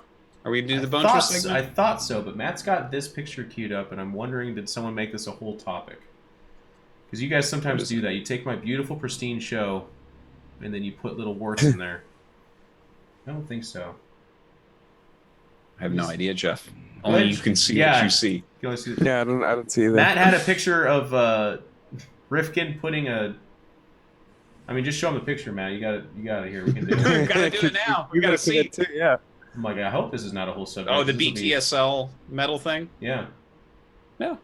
Congrats. Hang on. Here it comes. That's not it. That's not it. And there you go. Nice. Play it. Be a StarCraft player, they said.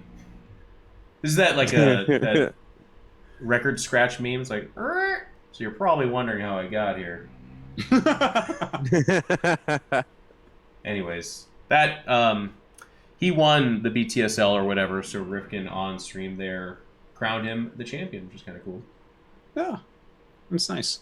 It's cool. It's cool how many people get to go to Home Story Cup and interact with each other. It's just such a.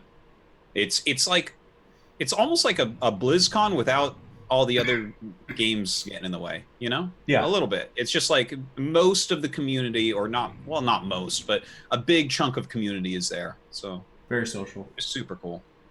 Very awesome. Okay, so the next topic should be Bonjwa, right, Matt? Is that okay? Well, hang on. Can I intro this topic, Jeff? You absolutely can. Let me just make sure. Yes, it is. Okay, go ahead. Okay. So the question arises, is Serral a Bonjwa? Let's talk about Bonjwa for a moment. I'm going to read directly from the Wikipedia page. Bonjwa is a term used to describe a player who dominates the StarCraft scene for a long period of time. A Bonjwa has a very high winning percentage and successful title wins. However, a Bonjwa is not defined by his statistics or record. Rather, a general consensus is reached that he is the most dominant pro gamer of his era. Okay, so let me add a couple things in here because this is kind of a short little thing. Oh, okay, actually, let me read this origin little piece of the Wikipedia too. Bonjwa in Korean was originally the self-raising first-person pronoun used to distinguish oneself. In StarCraft, the name Bonjwa was first used as a nickname for July, even though he was not a Bonjwa. As a term to name a particularly dominant player, it was established during the Savior era. Okay, so let me expand upon this a little bit because this is like a very kind of short blurbs within. I mean, Wikipedia does a great job, but to add a little bit more background. So there's only been a handful of Bonjwas. They were all decided by the Korean scene. It says here, they gave it as a nickname to July, and it was actually established during Savior era. I don't remember those two things specifically, but specifically the Bonjwas were Boxer, Nada, I Love Uv, Savior, and then Flash basically twice. Flash is considered like a level above everybody, Bonjwa wise though, even, and he still is, and it's like, so he's a little bit different, but the other ones were kind of the Bonjwas where it was like very obvious these were the greatest players for this moment in time. I guess the reason why they said about July, he's actually the one that knocked I Love Uv out of his Bonjwa status. So that was kind of an exciting thing. And anyways, so we haven't actually had one that was announced in StarCraft 2, right? We kind of let the Korean scene do this. They've always done it. They've always been in control of it. They did not ever say that MVP was a Bonjwa, for instance, or anything like that. I think that there is a handful of players like, obviously, like MVP, maybe like Innovation. At some point. Innovation. Yeah, that was the one I was looking for. Innovation. Maru, Serral, Rogue before Maru. These are players that I think we could look at and try to figure out statistically where they line up against these other players. But no Bonjwa has ever been actually named. And I would just say I agree with that, by Greens. the way. I don't think StarCraft 2 has had a Bonjwa until potentially Serral. Because for me, what I like about the description for Bonjwa 2 is that it's more than just statistics. You don't hit this number and then boop, you're that. It has to be kind of almost a feeling you have, and it's obviously there's no organization that names this. It's literally like something that comes up from the ground up, and it has always been the Korean scene, which I think will be our biggest argument against it for Serral. We'll talk about that in a little bit, but it's always been a thing where it's like the way they win, how they win, what they win, and then how they're regarded by the pro gamers is what gives it that Bonjwa feel. That feeling that Jeff is talking about is super duper real, because I've watched StarCraft literally since the very first games, and I remember each one of these ones that were Bonjwa's, Boxer, Nada, I Love Savior. Each player, when they were in their Bonjwa form, I felt it, and I think everyone who watched a lot felt it, where it was like, oh no, he's winning this tournament. Like, this guy's a badass, no one can beat him, right?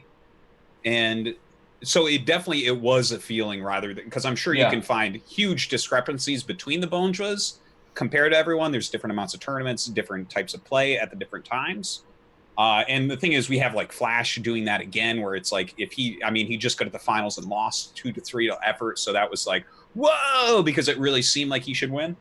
But with Serral right now, does it not feel like that? Like, it 100% does. He keeps winning tournaments. But there is one thing I want to point out too, right? Because first off, we haven't had it in StarCraft 2 yet, but there is a big difference to what these players were doing and what Serral is doing now. Now, Serral, I think, is there's been more tournaments that he's won in a row than these guys, I would say.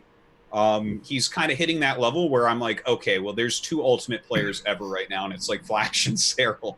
But at the same time, every tournament that Serral's winning, these are weekend tournaments where you go and you play for the weekend. And we talked about this maybe last week, Jake, I can't remember, or maybe it was the week before with you, Jeff, where it's reactive Zerg play can help you with a weekend tournament as opposed to a prepared tournament, where all the Bonjwas were in these prepared tournaments where it's like, even if you're preparing for a month for this player, he still beats you.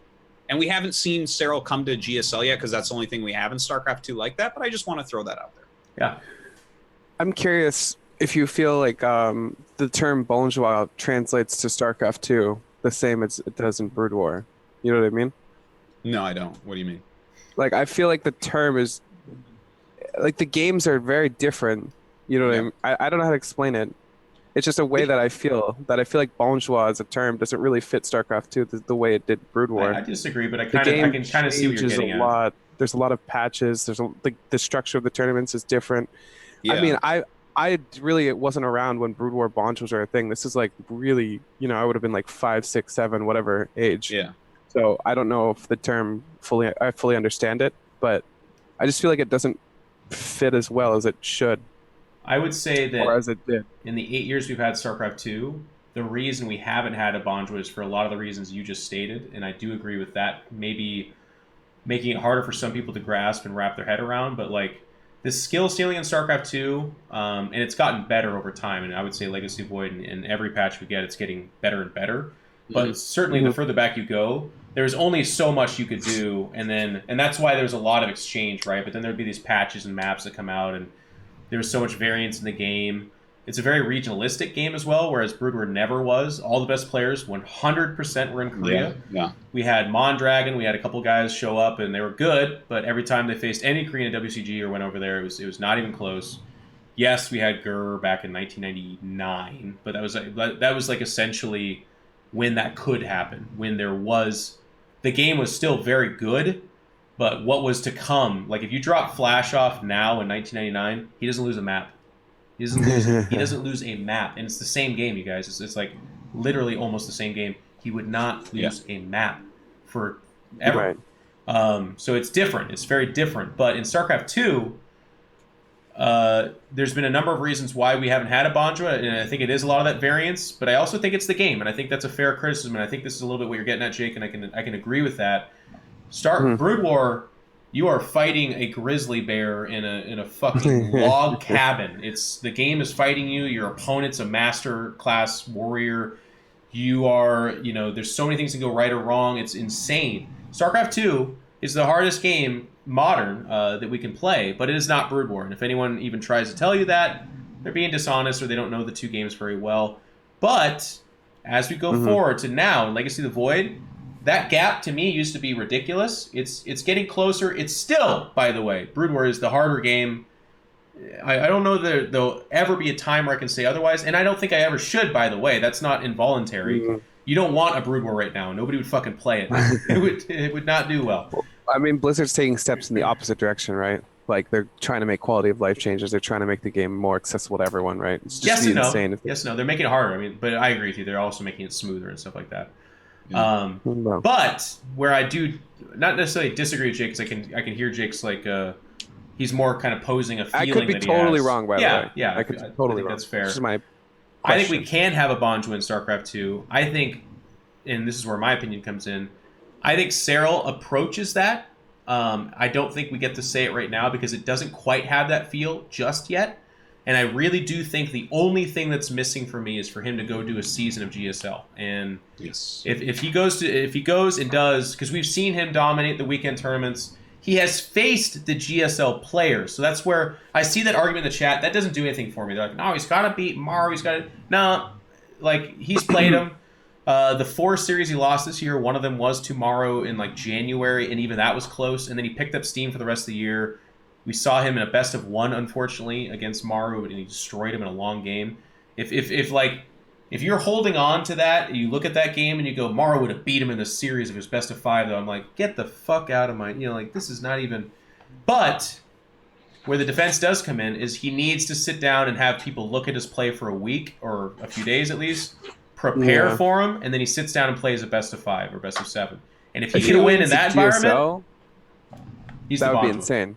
You have to imagine someone like TY or Rogue or whoever the fuck is in the finals against Serral. Every Korean is pulling their resources. You know what I mean? Like, everyone. Doesn't matter if you're from Jin Air. Doesn't matter if you're from fucking Splice.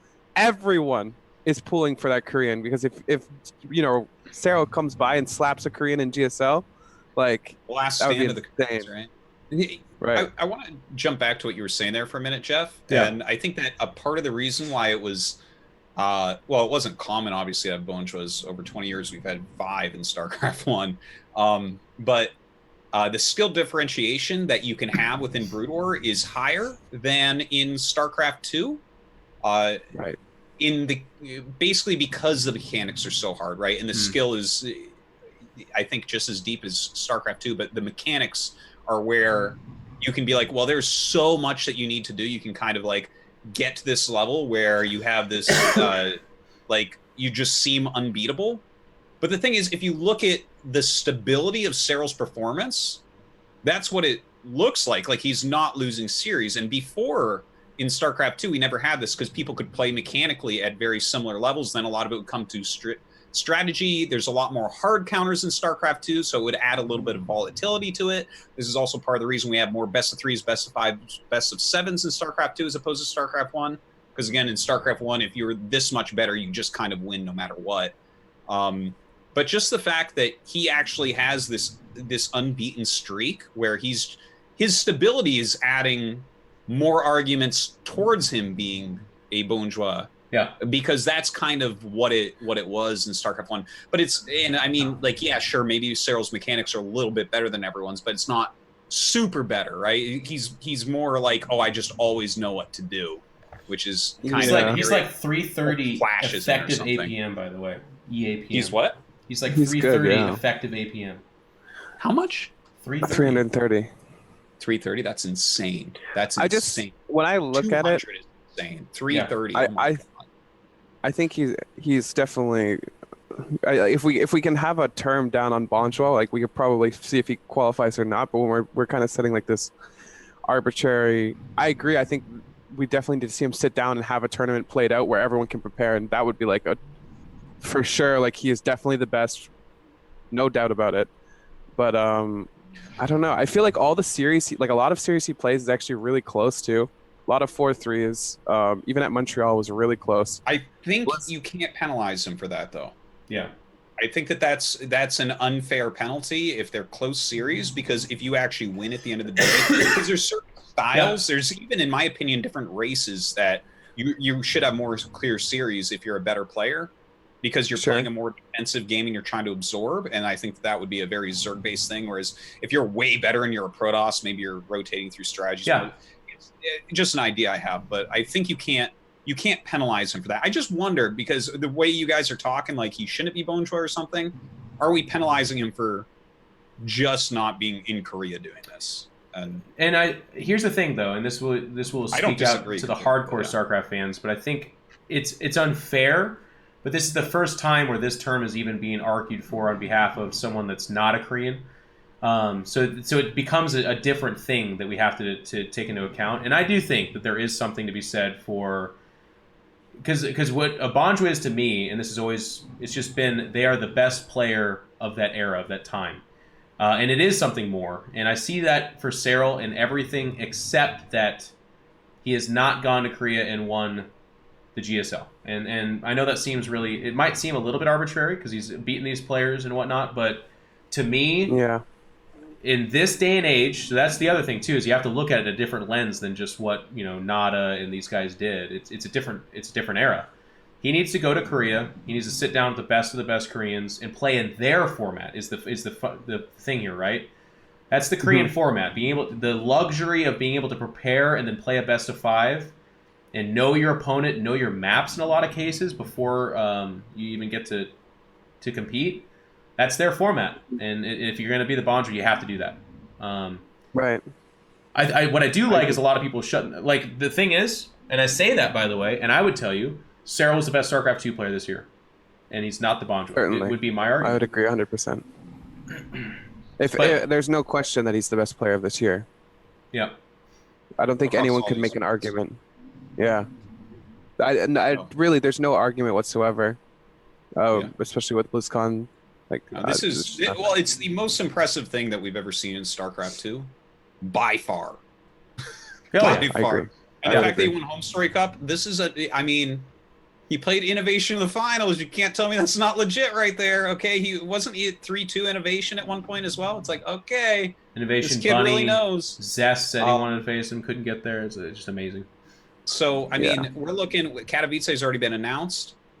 I want Serral to go to Korea so badly. He is. He's going to Korea. So that'll be our segue, because I think this is basically the same topic. Yes. He's got a picture for it. This is another topic. Serral is going to Korea. I watched him give several interviews. He said it at Home Story Cup. The extreme details of this are a little bit silly. Obviously, I think he's going to stay with Jake at that wonderful... What do you call your house? Is it Unity still, or...? Yeah, Unity. It's just it's a Jake house, you know? I don't know. White guys in Korea. There's no real name or brand. White guys and gals in Korea, we'll call it. No, F United. F you. Team F you. Anyways, he's going to be going there, and so that is the topic, and then we'll talk about Korea training. My opinion, he was being glib on details because a lot of this stuff is not announced. I can't imagine a guy that just won the World Championship off of not going to Korea all of a sudden is going to Korea and doesn't compete in the GSL. So a lot of people are like, are you going to compete in the GSL? And his answer was always like, if it's there, yes, I will. I think he can't say, yes, there's going to be a GSL then at that time, so I'll be competing at it. I think he had to give that shit answer. And now we look at this and we go, well, there's going to be a GSL, so he's there for that. He's going to Korea to compete in that GSL. And to be honest, I don't have any of these like full details. Like, he's expressed interest, but there are no flights booked, and there's no 100% on any of this on my side. He could totally think 100% on his side, but he hasn't confirmed it with me yet. But try to imagine in 2019 where Jake doesn't eat a shoe and he stops Serral from going into his house. Imagine that. No. Like, I would leave this house if Serral wanted to come right now and there was 10 people. I'd be like, all right, Serral, I'm out. This is your house now. You'd have to, because I'd be on a plane over there dressed as the hitman. And they'd be like, what are you doing? I will buy a tent and fucking squat on my apartment building. I don't give a shit. Serral will come here. You And know that what I is mean? another promise, guys. So, ladies and gentlemen, thank you I so promise, much. We're gonna... yes. I will eat another Are you a shoe. man of honor, by the way? Yeah. I'm a man of honor. Okay. On a side note, because I kind of want to talk about this a little Yes, please. bit. I wanted to save at least 1 or 2 spots in our team house, and I'm completely open to your opinions on this, for Korean amateur players that have a lot of potential within Korea. And I feel like this is a great way to possibly push unity between Korea and foreigners, and also grow the potential of Korean amateurs, because there really isn't much for them. And I was thinking players like Prince or Rookie, like really good players, just not quite there yet, but really, really good, really close. And I think that's a great idea. I'd straight up board them too. I do Pro Gamer House, where you're like, you're here, and you get to be a part of this thing, but you are playing 10 hours a day, practicing your ass off. Yeah, I'd be totally down with that. I'm fine with doing that. And I think it's a great idea. There's no support for the up and coming Korean amateurs. It's so hard to get into GSL, especially now that you're importing all the best non-Koreans to get into GSL. It's just like it's really tough for them. So I think that's great. Yeah. So I'm planning on doing this potentially within like January, February of this year, saving 2 spots for any Korean amateur if we don't fill them, or if we fill them, those players will keep priority until they won. Can one of the moderators please ban Capisia? I can't even say his name, but thankfully I won't have to ever remember him, so just get him out of here. Also, I think it'd be a great opportunity for them to have like more FaceTime, because I'm doing all these fun tournaments. I'd love to incorporate them. I think it'd be great. So hopefully that all goes through. We'll see what happens. He was saying that I was spreading fake news because he, in his last interview, said he's not going to Korea. So, first of all, things change, details change. We don't know if he's going or not. He's expressed interest for like a year to me. Like this entire year, he's like, yeah, dude, I'm coming next year. Obviously, again, nothing confirmed, but certainly interest. Yeah, he's definitely not going to try to go, but to be technically correct, yes, he could decide not to go because he's not actually in Korea right now. So we are talking about something that hasn't happened yet. But also, don't ever accuse me of spreading fake news, you stupid fucking poop. Poop is what you are. Anyway. Good one, Jeff. I poop to you, sir. Good day to you. So let's say that he goes to Korea. Yeah. He just won a Home Story Cup. Katowice is coming up. If he wins GSL Season 1, WESG, sorry, and GSL Season 1. Yes. Does he get Bonjwa then? Yes. Yeah. If he goes to Korea and wins the GSL, what will become kind of weird is that it's in the next year, so some people are going to be like, no, because he's got to continue it. No, I don't think so. I think we call him Bonjwa, but here's the other funny thing this is way crazy. What if he just wins another year? What if he wins? That would be unquestionable. Katowice. Well, no. WESG, 3 GSLs, 4 WCS, whatever. 2 BlizzCons. And then we're having discussions about the best StarCraft player ever. 100%. Well, at that point, can't we just turn off the servers because we figured it out? We do. And then they bring in DeepMind. StarCraft 2, guys, it's over. They bring in DeepMind at the end of the year, and for his last match, DeepMind beats Serral. And then we also have to realize... And then we just start running DeepMind tournaments where DeepMind's playing itself for the entire tournament. I want that. Yeah. I had a really funny drunken conversation. What if it's all 13-12s though that beat him? Would you guys, out of curiosity, let's say, would it be interesting still if DeepMind played itself where we had the best games but no player behind those games? You know what I mean? No, Jake, we don't know what you mean. Would that still have a lot of weight? Like weight enough to watch? Have you already eaten the shoe? I would watch DeepMind playing itself, but I need it to get really interested. I'd need it to play humans, right? Right. I'm just curious because look how good Dan is, by the way. How much that would be? Jake's like, no players are involved. 2 computers facing. Is that interesting? And Jake's like, I get asked bad questions all the time by Tasteless. Let me salvage this. No, I need to see a human face a computer to be interested. I'm just saying if these are the best games we've ever seen as well. Not just like fucking AI versus AI. The thing is, most people won't even be able to tell if they're the best games they've seen, right? Because you need context for best. Sure. I guess that's also true. That's a good point. These are hypotheticals. You don't need to bully me, okay? I feel bullied. All I do is bully. You know that. I need to call up Ravi, see what's up. He's in the chat. Because I forced him there. Probably. Anyways. Afraid what will happen if he doesn't show up? We can't go too far with this because some people believe this shit, by the way. Serral will be in Korea. Like we said, I surmise that the details are glib because nothing is announced, and that is why. But it will be nice to see him in Korea. I would even go so far as to say a lot of the things you've heard, he's just like, I'm going to practice there. No, he's just going for GSL. He is going to practice there, of course, but I think we all kind of know that's why he's going to Korea, and that's what's got to come out of this, right? Like, he won the World Championship practicing in fucking Finland, in Europe. Like, he doesn't need to go there, but he's going. And literally the way he talks is that he's missing trophies, which is like, I've never been more attracted to a man except for Chris Hemsworth, and every time he says that, he's just... Amazing. Is that actually what he said? He's missing trophies? That's amazing. They asked him, like, what's your goals for this next year? And he's like, well, I don't have the IEM trophy, so I guess I'm going to try to get that one. And I'm like...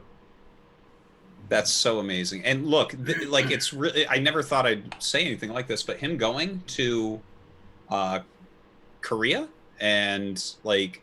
You know how they say the tide raises all ships? Yeah. Serral is the tide at this point. He's going to, like, make everyone in Korea much better against Zerg players. Yes. And he's going to make their ZVZ a lot better. And I imagine that when he's bashing stats, Dark is going to get those replays from stats and be like, okay, let's fill in some gaps. So that's exciting. I think the biggest thing he can improve with coming here is his EVT. I think that's actually his scariest, like his biggest weakness, I would say. I think if you look up his percentage versus Korean Terrans, it's like less than 50% win rate against all Korean Terrans on the Ligulax. So that's actually like a weakness. Like, that's certainly a weakness. We saw it. Bunny, Teja, like, it looks a little shaky, and I think he could insanely improve. Like, there's so many good Terrans that are just underrated here. So I think he has a lot to gain by coming here. We all do. Like Dan said, he's the tide. Jenna, thank you so much for dumping subs into the channel, but I appreciate that. I'm good on this. Are you guys good? I think we all just jerked off Serral like 6 times each, and I think we're... I'm good. We're all tired. I'm tired. Let's move on to the next topic. Dan, take it away. Yes. KSL. We're in the round of 8 now. We just finished a round of 16 last week, and it starts tonight in 6.5 hours. I will be over with Tasteless doing some KSL broadcasts. So yes, the round of 8. It's all best of 5 still. We have StarCraft 2 champion Rain, also StarCraft 1 champion, the only Protoss in the round of 8, actually. Wow. Kind of interesting. Some other guys got very narrowly defeated to not make it there, but he is the sole representative of Ire. And looking completely set already on a round of 4 because he is against the complete underdog of the tournament in Leda. That's going to be tonight. And I mean, I'm excited just to see the crazy shit Leda's going to pull out, because you look at that matchup on paper and you say 0% Leda advance. Eat a shoe? But I mean, he's not shoe eating. I never do shoe eating. Sword swallowing, though. I can't do that. But yeah, sword swallowing. I mean, Leda's obviously an intelligent pro gamer, so we'll see what he comes up with. But and then we're gonna have Mine versus Sharp, which that's like 2 of the top 4 Terrans on Earth, probably rank 3 and 4 realistically. So that's gonna be an amazing TBT, and I love me some TBT. You look at the other side of that bracket, that'll be tomorrow instead. Solkey, other StarCraft 2 champion. Will he finally win a tournament? He's had kind of a bumpy KSL so far, getting out in 2nd place in his group. But he's going up against Larba. So this is 2 of the top 4 Zergs going at it. And neither of these guys are super well known for their ZVZ. The other 2 top Zergs, I would say Jaedong and Effort, both much more known for ZVZ. But yeah, I mean, I guess that should be a really good match. And then Last versus Ware, that's another kind of big underdog one, defending champion Last, going up against Ware, who had some great upsets to get here and is a very aggressive Zerg. He's your type of Zerg, Jake. Yeah. Very, very tricky and mind gamey. Really like this guy. He's actually the guy that won the Russian 20-year Brood War anniversary. He won over Shine and Sharp, actually. So he's obviously in really great form right now. But he is such a highly aggressive Zerg, it's hard to imagine him getting past that brick wall of Last. But that's our round of 8. And I mean, it's this week round of 8, next week round of 4, and then bam, we're in the finals. Bam. And that's, I mean, it's exciting up to see the last Brood War champion of the year. Check it out. Oh, okay. Yeah, that's good. Yeah. We had some comments, by the way, just to put this, I don't want to make this whole thing, but we are happy to always talk about StarCraft Remastered. It's a big part of it, but some people are like, do more, or do it, all that. We wish there was more to report on. We wish there was more to talk about. And as the year goes on, this is the end of the year, so there's a lot of content kind of drying up right now, but we will always keep our eye on it. And we just got back from the summit, and we talked a little bit about this, but we push for more international StarCraft Remastered content backed by Blizzard. We'd really like that to happen. Yeah. And the thing is, the viewership for non-Koreans on StarCraft 1 is actually really good. I mean, it's doing very well. We're all very happy with it. I think part of the problem in making a show is, for us, is that the people that we invite on, unless it's a very specific episode, are mostly StarCraft 2 people, because the StarCraft 1 foreigner scene isn't that big player-wise, personality-wise and stuff. And there's just kind of more going on for non-Koreans by like 20x in StarCraft 2. So for instance, we bring on Jake, and Jake may have watched some of the KSL.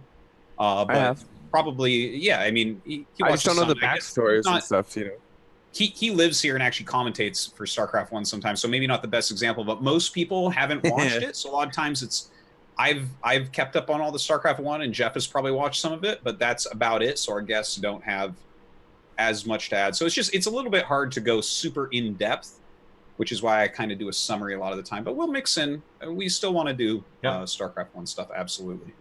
But by the way, it's not like you guys are cutting Brood War stuff. No.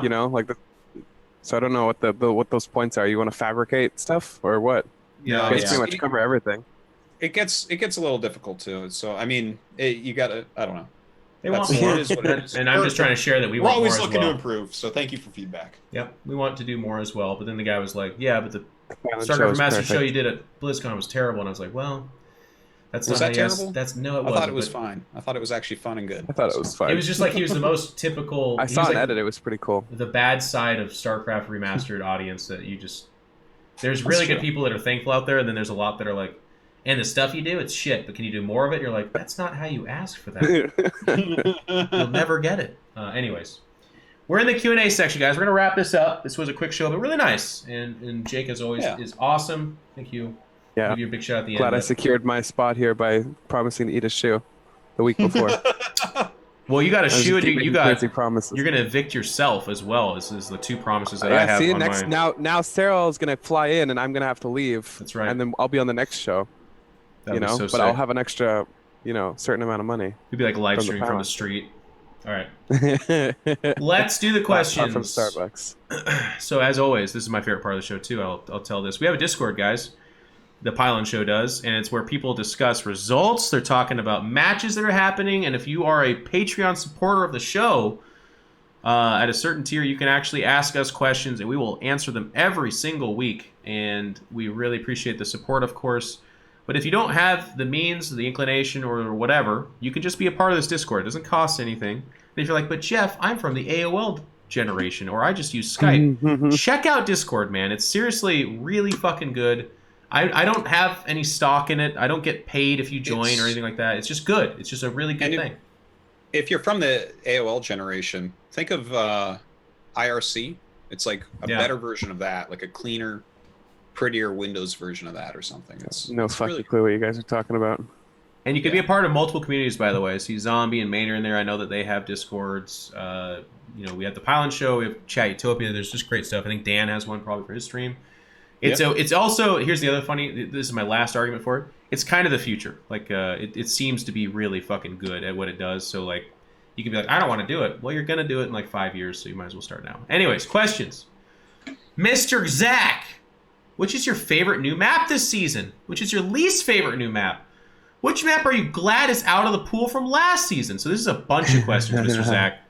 Which map do you wish they'd taken out of the pool instead? Which map that's out of the pool will you miss the most? I'm not. All right, so map pool thoughts. Just give your map pool thoughts. Yeah, map pool thoughts. Okay. Holy fuck, Zach. In general, I actually really like this map pool. I think I kind of wish some of the other maps would have stayed and gone, but again, it's kind of a complicated thing. I like Automaton as a map because there's that gold base and it seems kind of fun. I haven't really played fully around with it. Is that the one with the rocks behind it? Yeah. It's like back up against your third. Are you gonna just kill those rocks and mine it? Favorite so far. So far, that's my favorite of the. I think it's fun. I think it'll be interesting to see how that develops. And so far as a map itself, it seems pretty balanced. Yeah. My least favorite currently in the pool is the other map that's kind of similar. It's Karios Junction, I think. It's a 2-building wall-off map, so that's the only reason why I dislike it. It's just really hard to cheese people on it. Oh, actually, I dislike Stasis more now that I think about it. I dislike those two maps, but in general, these maps, like when you look at map pools, they're not as bad as some of the other maps, like Redshift or Blood Boil or whatever fuck map sucks. The whole map pool in general just feels pretty comfortable. I like him. It's one of the only map pools I've played and they just haven't vetoed something instantly. There's always that one fucking map. That's true. So far. Fair point. I like that they're very different. This last map pool was starting to feel... I mean, it was around for a while, so that's part of it. But the other part of it, too, was like a lot of the maps were like kind of sort of the same, kind of similar. This map's got at least different tiles. Go ahead, Jake. Blue Shift was just rotated Catalyst. Like, it's literally the same map. Yeah. Yeah, like it's just rotated. It was almost exactly the same. But it's still in the map pool, so you must be so happy. Totally agree with you.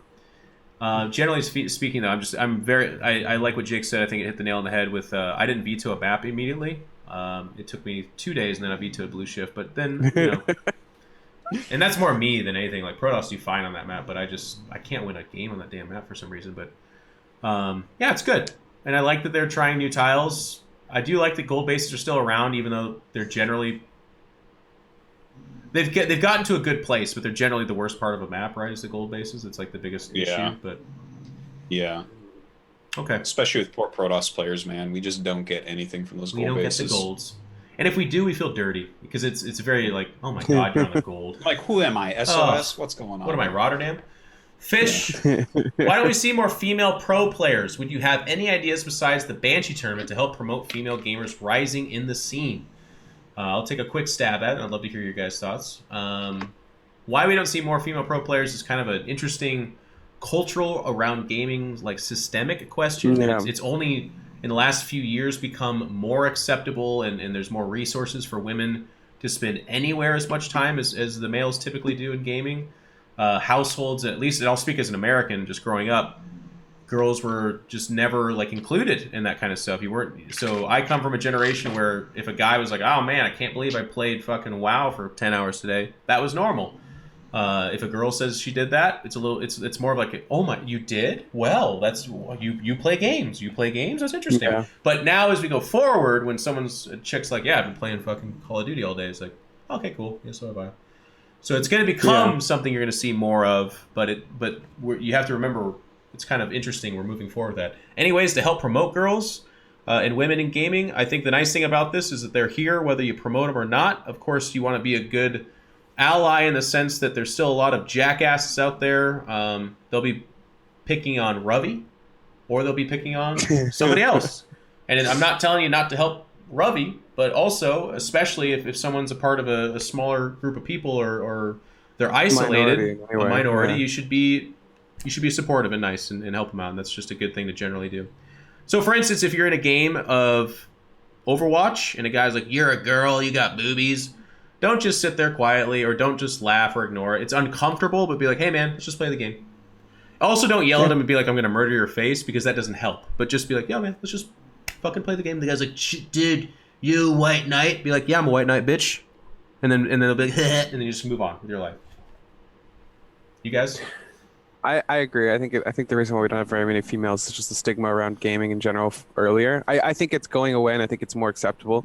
I still don't think we'll have it for a while, but I'm hoping, I really do hope that it becomes a more evenly distributed thing, like in society, where it's not just male dominated.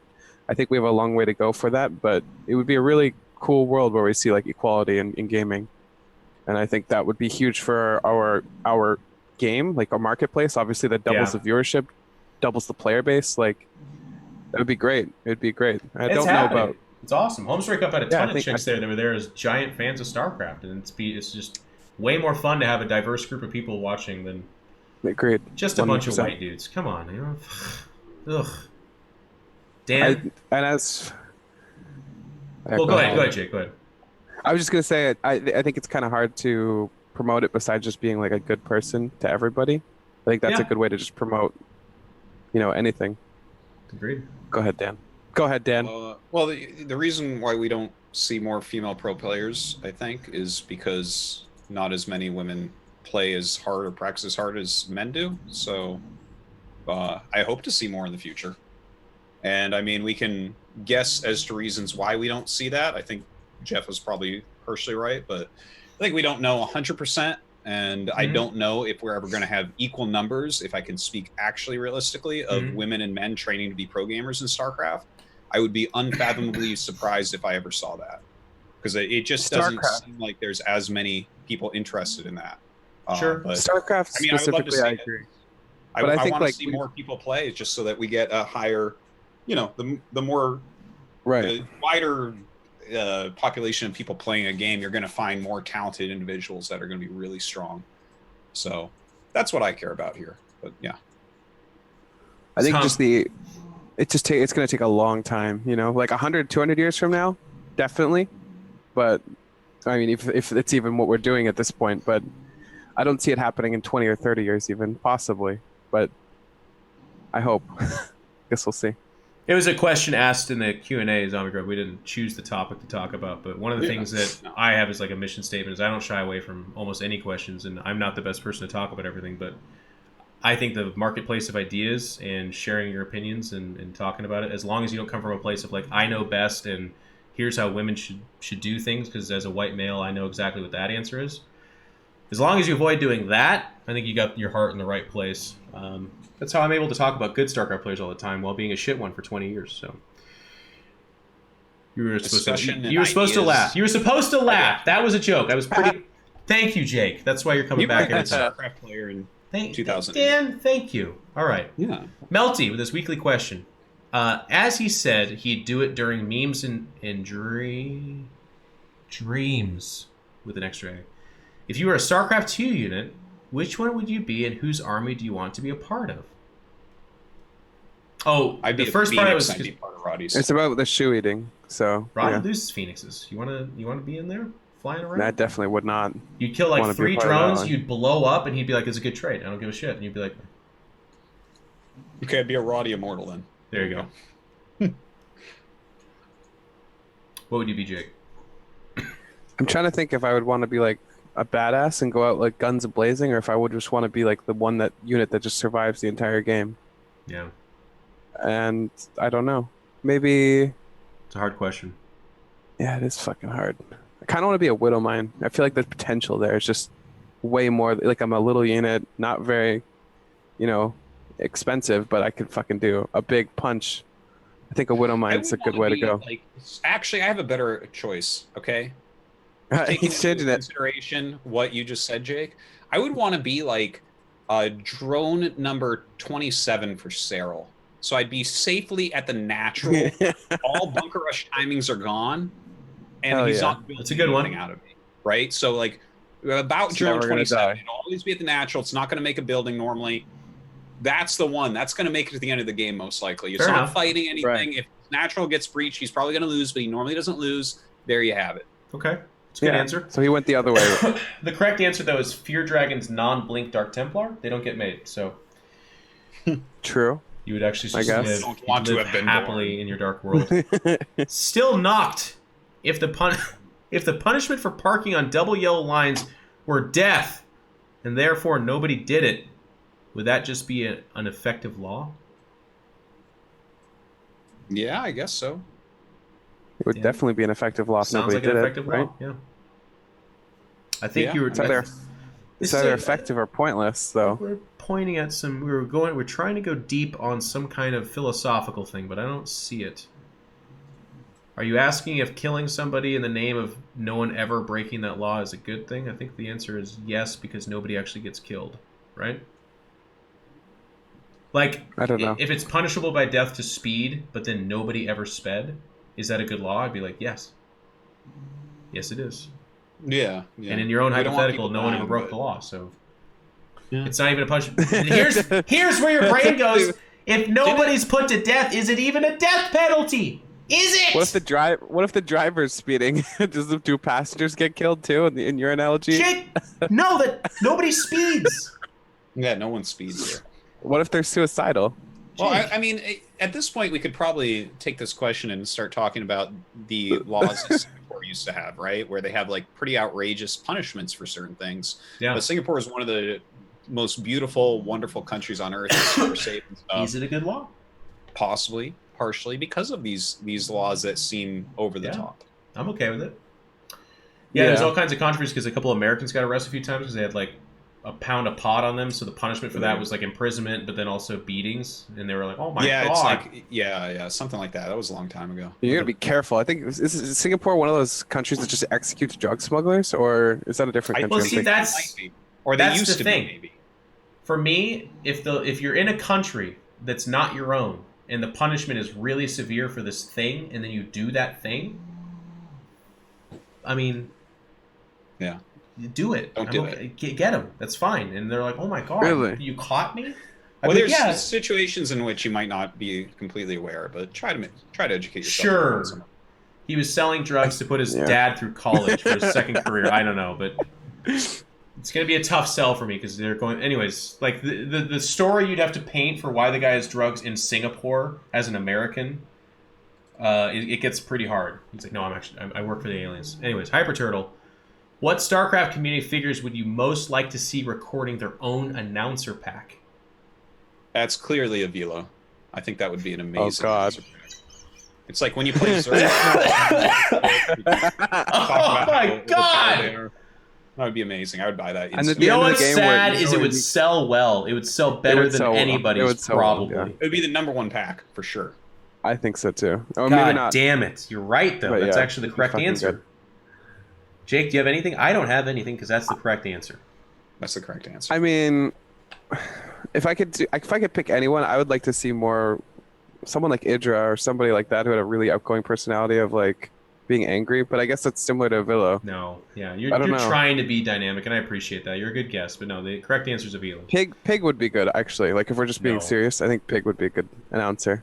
No, he's an Aussie. A Maynard. If I have a Velo. Or I have What Pig, if it's a Maynard and Pig? I love Pig, and I do not love a Velo. I would go with the Velo. It's the better voice pack by 100%. Well, I mean, if I'm competing with Dan's, I just concede right now. Yeah, I'm just giving my opinion that's independent. Everything's competition. I'm forgetting his name. Do you guys watch the show Blacklist? What's his name? No. Yeah. I know the. I know his name. You mean that show where? Chat. Hang on, you're gonna just confuse me more. Oh wait, you're not talking about the show that I'm talking about, Black Mirror? Yeah, you're gonna fuck with my brain. I knew you were gonna do it. James Spader, thank you. James Spader as a guest on The Office. If you need to know about power and relationships, listen to his speeches in that show about that. It's all true. Mr. Zach coming back at us with another question. Or how about bringing on some ladder? You know what, Mr. Zach? Okay. It's more map Or stuff. how about bringing on some ladder map makers to talk about map design and map balance stuff? Maybe some Team Liquid map contest winners. You got a thing for maps, bro. And I'll tell you what. You let your freak flag. You let it go. I'm not going to fight you on this. Maker. I actually asked. Episode to have at I did. I invited Avex on, and here I'll give you the full public answer. I love Avex. Great person. Yeah. I was like, "Can you be a guest on the show?" And he said, "Nah, I'm busy then. How about next week?" And for some reason, at the time, maybe it was my ego was bulging out of my chest, but I was just like, just the way he was like, "Nah, next week I can though." I was like, "Well, no." It's like, "No, I'm not inviting you next week. Fuck it." So we will have him on. He's a great guy. He's a friend of everyone here. We'll re-invite him. I'd like to talk about maps, but he's in the doghouse a little bit. I was like, you know what? You don't say next week to me. I'm inviting you this week. Go ahead. Jeff, I want to make sure that if we have an episode with Avex on, or in maybe another map maker as well, I want Freakling on there as well, because he's making all the new pro maps being used in StarCraft 1. Okay. He's like super, super big in StarCraft 1 right now. So it'd be great to have StarCraft 1 map makers and StarCraft 2 map makers. That's a show right there. That would be cool. Don't you touch this idea. This is our idea. And your lifestyle idea, too. What the fuck? It already looked like he was changing his tournament with fucking reflex or whatever. Like, slow down there, buddy. Get out of here, yes, champ. This one's on. Did you skip a question, Jeff? It's possible. Yes, I'll go back up to it. Anyways, we'll do a map edition. We'll have a few map makers on here. They are wonderful people. They're essential to our game, and they don't get nearly enough credit. Speaking of which, by the way, real quick, I meant to say this, but I got lost in Jake's beautiful blue eyes. Mapu was the only observer for all of Home Story Cup. Huge shout out to Mapu TV on Twitter, and he's been at WCS events. He's like a sub to several channels. He just loves StarCraft. He does a fucking good job. Just shout out to him. He's awesome. Sam Talik, sorry I skipped your question. What are some of your favorite arcade/custom game types and thoughts on having arcade map creators on the Pylon Show? Are you guys are you tag teaming me here with this? Do you guys play any custom maps at all? No. 0. Actually. I do not either, so we do not Sorry, have the ability to answer that question for the most part. Our favorites are whatever your favorites are. What? But it's like I'm trying to think. There are actually a lot of pro gamers that play some games, but I it's not a part of them. I'm trying to think of them. Yeah, I don't have the time for that. Yeah, fortunately. Okay, sorry. Yeah, we don't play. Banjo Republic asks, okay, so if the final 8 of BlizzCon, Maru, SOS, Special Stats, Rogue, TY, Dark, and Serral were the bosses of a Mega Man game, which one would you face first, and what weapon would one get as a reward? Appreciate the show. Mega Man game? Gosh. Jake, did you ever play any Mega Man games? No. Dan, you never played any Mega Man games, I'm guessing? Oh, I played a lot of Mega Man games. So hold on, I'm going to give you the legit answer in a moment here. I'm trying to figure out who's most like Woodman, because that's the first guy you go after. I think it's probably Special. I think he's like Woodman, and you go take him out, and you get the wood gun, and then you keep going. I think that's the correct answer. Yeah. All right. Shampoo MacTavish. Concerning the Bonjwa discussion, don't we need some... And this is, by the way, well... I'll have a whole different rant about not asking a question. But not right now. Don't we need somewhat different criteria for who is to get the Bonjwa title compared with what was/is the case for Brood War? In Brood we had a War, discussion about this. I know. This is what I said. He gives us money. I have to read the whole thing. In Brood War, the foreign scene can't be compared with the Korean scene at all. Whereas in the StarCraft 2, that is changing. Can Serral be a Bonjwa without winning a GSL, the hardest tournament we have? Can Maru be a Bonjwa when Serral, competing in a different region, might be the better player during Maru's reign in Korea? Well, Maru's definitely not the Bonjwa. Dan. We can clear that one up right away. Okay, but please... Right? This whole question's asking what we already discussed. We answered all of this. So, should we just have a discussion again? No. Yeah, that's what I think this would be a really long the conversation. second you began to answer it, I was like, it's like Dan, like there's a bus coming of that question. Dan's like, I don't. Hey Jeff, what are you waving at? I was like, meow. I'm like, no, Dan. But I saved you. I jumped in. I saved you from it. All right. Thank you for being a Patreon supporter. You should consider listening to the conversations we have on the show. Gunner. Well, he posted it last Sunday. Oh, Christ. You guys talked about this? We mentioned about Bonjwa stuff and decided oh my we did not God. have we did not have enough data. Shampoo MacTavish, I apologize. You're an oracle. You knew that we were going to... Holy fuck. That's not a bus, Dan. Well, guys, I think Jeff goes through these Patreon questions, and that's how he decides what we're talking about on the show. I think he steals your ideas. Might be. And you guys should open Patreons that Jeff gives money to. This is exactly what we discussed. I can't believe that. You're right. It's last Sunday. It was so on point that I was like, he must have just asked it. Shampoo, I bow to thee. I apologize. Damn. But no, we're not going to answer your question because we answered everything you just asked. But you are... I'll tell you what, if Nice Username does die from eating a shoe, you might be his replacement. We can see. We'll see about that. Gunner! Nice username? Huh? Nice username? No, Shampoo MacTavish. Okay, Because he has a nice username. You might have heard that. If we typed your screen names in StarCraft 2 as cheat codes, what would each of your names do? Roddy would instantly give you 30 phoenixes. Laugh out loud. Damn. Quite a cheat code. In controls would be pylons and cannons, no? If you do /Artosis, it exits you out of the game. Oh, the quickest way to leave a StarCraft 2 game. It's an F10QN or whatever. I don't know the sequence. I don't know. Mine would be links and banelings. Yeah. Definitely. And they just hit your wall. /in control warps into DT. Yeah. I thought pylons and cannons, but maybe that too. That would be It's good. both, actually. One after the other, yeah. Yeah. That'd be pretty good. Some drunk Canadian, if you were an SC2 spell, Storm, Transfuse, or Snipe, what would you do as a spell? New spell, not an existing one. E.g. Artosis, Power Down. Ghost spell that disables all pylons in an area. Thanks, guys. That definitely would not be my ability. Uh,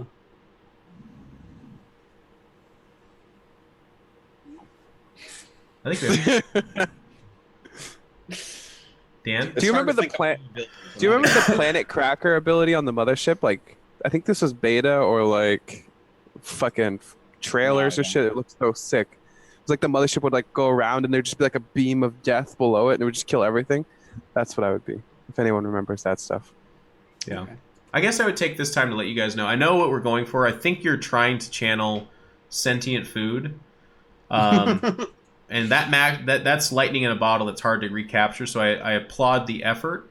But generally speaking, moving forward, if you ask me, Dan, or any of our tryhard guests that are like StarCraft people, which is going to be everybody, questions like, if you could edit the game and have something that you do or whatever, the answers are not going to be super amazing. Like, people are like, if you could replace That takes yourself creativity. We don't with a have new that unit, shit. what would it be, Jeff? And I'd be like, I don't know, a dog. And they're like, okay, thank you. Thanks for your answer. And I'm like, I guess. Sorry, we're not good at this. Yeah, we don't have a good answer for you, man. My spell would be, it'd be an ultraless ability to burrow and appear anywhere else. Okay. Dr. Cobra. In the past, certain players have had quirks in their playstyle that were so unique that these stylistic flares began to carry their name. Think the Bunny Push or the Makarax. What sort of quirk should carry your name because of your play in StarCraft 2 or Brood War? All in, Jake. Lings and Banelings. Well, I think that there, Jeff is cannons and DTs. And then Artosis Dan is lack of pylons. is the one pylon. Jeff That's it. got that one sorted out for me already. I don't even need to think about this one. The one pylon. Caleb, do you think the Fog of War and Remastered should behave like it does in StarCraft 2, showing the terrain without it having to be explored? No, you leave the game as No. it is. Don't mess with the I classic. agree. Don't you touch our StarCraft Remastered, Caleb. Red Gunner Guy. Of all the caster now, including the foreign language casters, who is the best at playing and why? Probably me. Also, how good I would say is certainly me, actually. Are you in the caster invitational? the best? They said I was too good to be invited to that. So. And yet they invite That's how you Jim fucking know. Rising. I said the same thing, okay? Apparently all the casters were up in arms about me because I'm too good. I would have welcomed you in there. Well, That'd be that's fun. what almost every caster said when I asked them. But Well, you say that, but you also were saying how people should flame about Jim Rising being there. I know. I agree. think If I'm not right- allowed, Jim Rising should also not be allowed. Foreign language casters. I was going to say JYP should win, but yeah. I mean, if I'm you better than consider JYP. No Regret one, probably him. Maybe Jim Rising. What do you mean probably me? It wouldn't even be close if I was in it. You versus Jim Rising wouldn't be close at all? Roddy? It wouldn't seen even Roddy? be close. Not close What's at your all. MMR in Korea? What about Assuming we have Flash Roddy. 6'3" What's your in MMR, Korea. Bre? What's your MMR? 6'3". Oh, damn. It's pretty high. You know what, Jake? Yeah. It's on the Actually, Korean server. you know what Serral we're gonna doesn't do play right it. now? How's your ping to Europe? It's shit, right? You can't play Europeans, 300, but I can play NA West. and you're okay there? I mean, I'm Maybe okay enough what we that I would do- play- Maybe he's talking about Brood War. No, Is he he's talking not. about Brood War? Dan, don't ruin Oh, this. okay. Maybe what we do is we get No Regret versus Rotterdam in a Pylon Show match in the I'd holiday fuck season. him up. You'd fuck him up, you say? I'd fuck him up. Yep. Damn. Clip Son. it! Clip it, you sons of Let's bitches! do Put it on that. Reddit! Clip that! Let's go. I'll cast that with you, Jeff. That would Yes? be sick. That'd be so good. Okay, so maybe that's what we I do. wanna We'll, see it. we'll talk about it at the end of the show because we have some plans, but clip that, put it on Reddit. If there's not 10 Reddit threads with saying shoe eating one regret is gonna smash Roddy, shirtless Roddy in the club, I don't know what to do. Damn. Guys. We'll try to get that hooked up, and we'll get these guys paid. Obviously, we'll get some money. Also, about Park, I'm as far as I know, and I could be totally wrong. I don't want to offend anybody, but I'm pretty sure Park is not an analytical or like a player kind of guy. He's more of a director of the show, director of the conversation. So it's not like he's like this all-knowing god of StarCraft. It's more like he's just a really good caster. And JYP and I can't remember the other guy's name. Gisada are like the analytic people, the people who play StarCraft. There you go. And we're going to ignore the part of the question where you say "and why" because I don't know what to do with that. And so why are far, they I'm the best? best. Because they're the best player, and they Yeah. beat everyone. 2-time Codas Zerg player. Zonaler's got a short story here for me to read. 1 second. Cobra, we're not done yet. We got a lot of questions. What are you doing? You're scaring me. Zonalar, who I met at Home Story Cup, really nice fellow. From the perspective of pro players, commentators, and Peel, who has been in the esports scene for a decade or longer, when organizing a tournament or considering going to a new tournament that does not have an established name already, what do you want and need from the tournament to have a pleasant experience and consider going again next time? I'm sure you all remember the times when tournaments would be held during the esports bubble, and then the guy ran off with all the investment and prize money, and literally disappear from the face of the earth. How do we protect and educate new esports athletes? I mean, that has only happened a couple of times ever. It has happened to me though. It has happened, Artosis. Yeah. It's a shitty, terrible thing, and it definitely is something like the things there's not really something to educate necessarily, in my opinion. It's more of a like, if it smells like a fish, looks like a fish, it probably is a fish. These tournaments that ended up that happening at, it was a little bit of a risk being a part of it. Like you don't go to a DreamHack and then find out that they set up DreamHack to rob a bunch of people. Like that will never happen. Yeah. But if you go to a one-off event where we're hosting it for the first time, some guy named Jared Shung is the guy that put it all together, and he's got $40,000 he's given to people. All we need is for you to fly out here, and then we'll pay you back for your flights. Get a hotel. We'll pay you back for your hotel. As soon as they start saying that, Yeah, once they say that, you're out. I think. Pay you back. Nope. That's you have to radars have to go. Don't do it. Especially nowadays, right now. Like right now, I think we're at a point where people are putting up enough money for prize money. They have that money for flights. If And they I think if they pay flights at that point, you have to make an educated guess. But like the worst, you get a free trip. I know that's fucked, but at least there's some kind of, I don't know. You have to leverage this. I remember, was it WC? There was some Maldives tournament that didn't pay out the players. Like Jon Snow won 10,000 and just never got paid. Yeah, that happens sometimes. Yeah, there's been a few of those. It's just few and Shit far happens. between. It's terrible. I'm not saying that it's okay that it happened or anything like that, but if you're going to a new tournament, they need to be backed by legitimate something, like sponsors. They need to be at a legitimate place, and then never put any of your money on the line. Like if they're like, if you can just get out here, there's this $1 million prize pool. No, don't go. It's not worth It it. feels really different if you've had to pay for something and you get ripped off, or if you just don't get paid and you get ripped off in that way. Oh, they're Those are both two terrible. very different things. I've been through both of them, so Yeah. I can tell you that when you've had to pay for a chunk of it or something, that's when you're like, oh, this really sucked. I didn't just lose time, I lost money. Well, it's theft. So- That's theft, and that's fucking horrible. Yeah. But when you do something and then they just don't pay you, that is a unique esports injustice. Is the terrible word, because it's very often you're dealing with so much international shit that there's nothing you can do. All you can hope for is that they never show up again, but that's not enough. You know what I mean? Like, and Dan has this experience in spades. I've only encountered it like through other people. But the idea that like someone's like, oh, we're legit, and then like they fuck up, and then the way they handle it is they just don't pay you, is such a unique. It's a fun esports experience where you're like, I did that service for you, and they're like, yeah, we really appreciate that, but GG. Anyways, you were saying something, Jake? I don't know. Thank Somewhere you. out there. That was really good. Next question. Are I this- think I was gonna say, fuck it. Just go ahead. You and we're doing this dance this whole episode, and I'm like, Don't kick me I'm off. like, I want to be back. You lead, and then he's like, no, you lead. Then he stomps on my foot, and I'm like, Arthisios. Hey, hope everyone is doing well. I have a couple of questions. What is the status of No Regrets shoe eating promise? I think we covered that pretty well. Last week there was a discussion of Bonjwas. We covered that as well, and that was today. So I'm glad that our episode fulfilled Very you. topical. Guildlin, does Tempo need to change the lyrics of Grandmaster to replace Flash with Serral? No. No, but No. also shout out to Tempo at any chance we can get. That's actually good music out there, and he's still awesome. We need to get Tempo on the show. It's actually what we need to do. Oh yeah, he'd be a good guest. We'll have him on here eventually. Markand. Cobra had that ready to go. Holy fuck, Cobra. God, you guys can see it now. It's on stream, but he's just like, there it is. Tempo's near and dear to our heart. You know, yeah, it's the fucking shirt. What a great guy. Markand. The giant donation spam at the end of Homestory Cup got me thinking, how do streamers and pro gamers deal with taxes?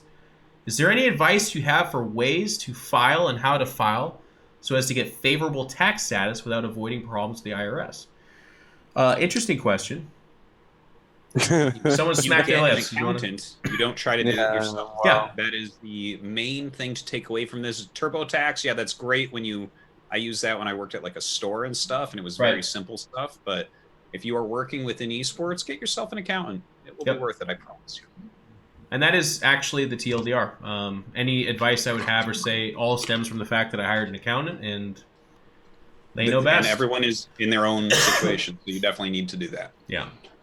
Onrak. Hello, fellow sentient foodstuffs. My question is for the attendees at Homestory Cup. What is your favorite / funniest behind-the-scenes moment from the event? Bonus, if you were a shoe, which of you is no regret going to eat? Okay. Well, let's start from there, no regret. If Dan and I were shoes...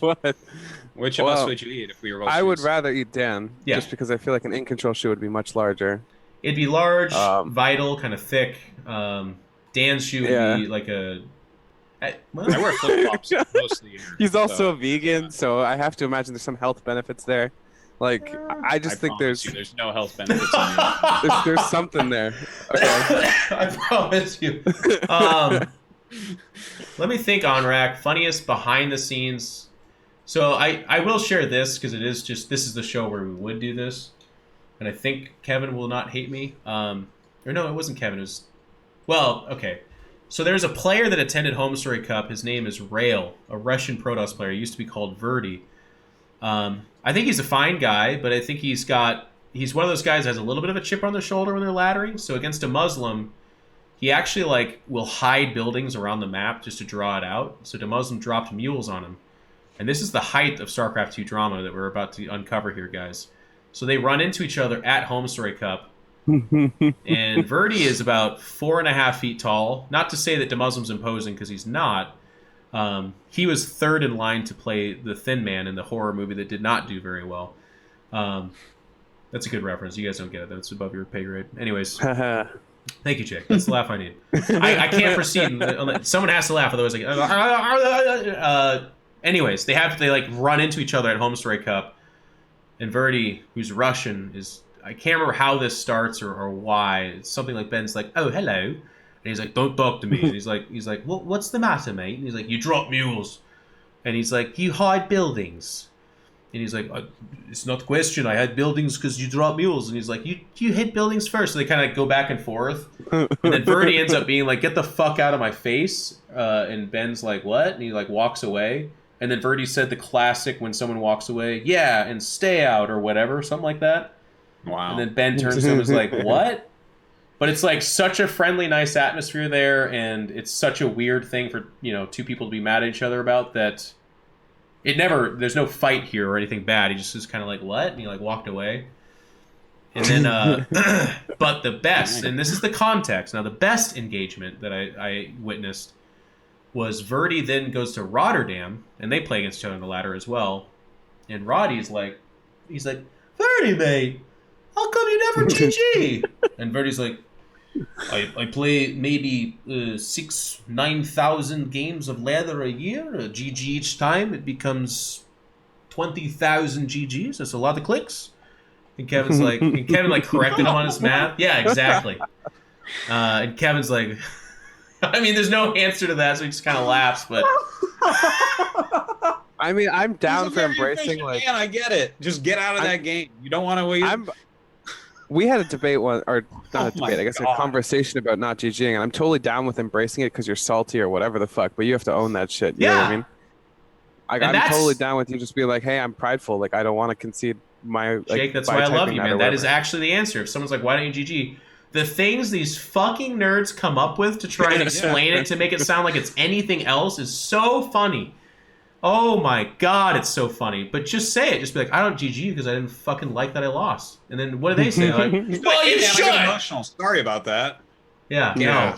Look at that, being a real human. Oh my And the god. best thing is, I don't think anyone will ever fault you. Like if you play No, StarCraft at everyone competitive knows level, you're- no Well, one's it's the internet, so someone will. But the thing is, if you're just being honest, fault away. I don't fucking care. Yeah. Like, I mean, Yeah. true.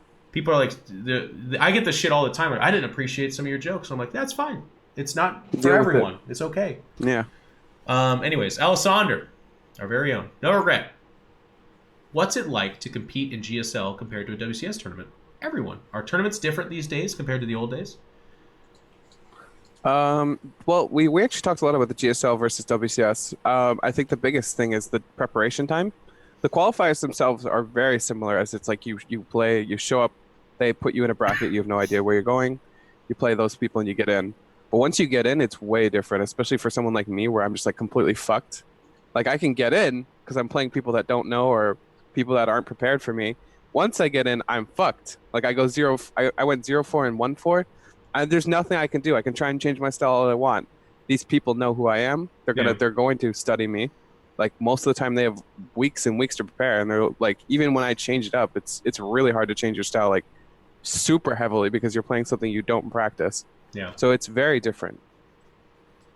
And yeah, I mean, these tournaments nowadays are very, very different from what we used to have. And the thing is, like, everything kind of is. Even GSL is very different from the old StarCraft 1 Star Leagues, like a very different type of format. We mentioned on this a little bit earlier how in StarCraft 3 you kind of need best of threes where a best of one might work in StarCraft 1 and things like that. But the pacing of it, the regularity of everything, I mean, we could almost fill a book with how much the scene has grown and how different it is from the old days where everything was kind of more sketch and less rigorous. You know, you didn't always find the best player necessarily. Now it seems like you do, considering Serral wins every tournament. Yeah, I think the interesting angle for Dan and I to take too with tournaments is that we are often commentating or attending as personalities or whatever, and we've had a few opportunities to be players, which is really fun. But that's a different angle in and of itself, right? Like when I went to tournaments as a pro gamer, I trained all the time for that tournament. So I enjoyed them, but only kinda. It was really intense. It was very scary, and I was anxious. I loved competing, and I always have, and I always will. But and these emotions I'm describing don't even detract from that. I think if I didn't care, then that would have sucked. It would have not have been the turn. I go into those with like the butterflies and stomach feeling, and that was something that I miss actually, and I do get that with Warhammer. And if I didn't have that in my life, I think I would feel very incomplete. But I need competition, and even today, with a very different game, Warhammer, tabletop, much slower paced, obviously, all that kind of stuff. I still get that feeling when I face another top player and it's for a tournament win or something like that. And I need that. It's kind of that adrenaline and competition that I want. But I like question. to think that that's universal. Like Yeah. for most people would have a lot on the line. And there's no higher highs or lower lows when you go to some of those tournaments you prep for. Like you win that thing, that's the fucking peak of the world, you know? Yeah. And if you lose, it's fucking low, man. It's really low. But that's the stuff that drives you to continue to compete, you know? Yep. And it's not a popular way to say this, but or thing to say rather, but I don't like the lows, but I think the lows make you appreciate the highs, right? So like Yes, sometimes when certainly. you're hurt or you're sad, it sucks in the moment, but it's only because of that hurt and sad that you then know how high you can get, and the disparity is actually what gives you context. And It's 100%. The lows are essential. Yeah. I would say. we could have we gotta talk about that. Anyways, Vestain, choose one to do. Which is why I feel bad for Serral, because he wins every tournament. He can't even get those lows. He doesn't even know how. But cool on it the is. Serral note, it was funny because at Homestrike Cup he revealed, I guess, but he never said otherwise. He gets nervous in finals as well. He was saying that a lot of times his lowest play is in finals because he's so anxious, and a lot of people are like, "What? I thought you don't feel anything." He's like, "No, I absolutely do."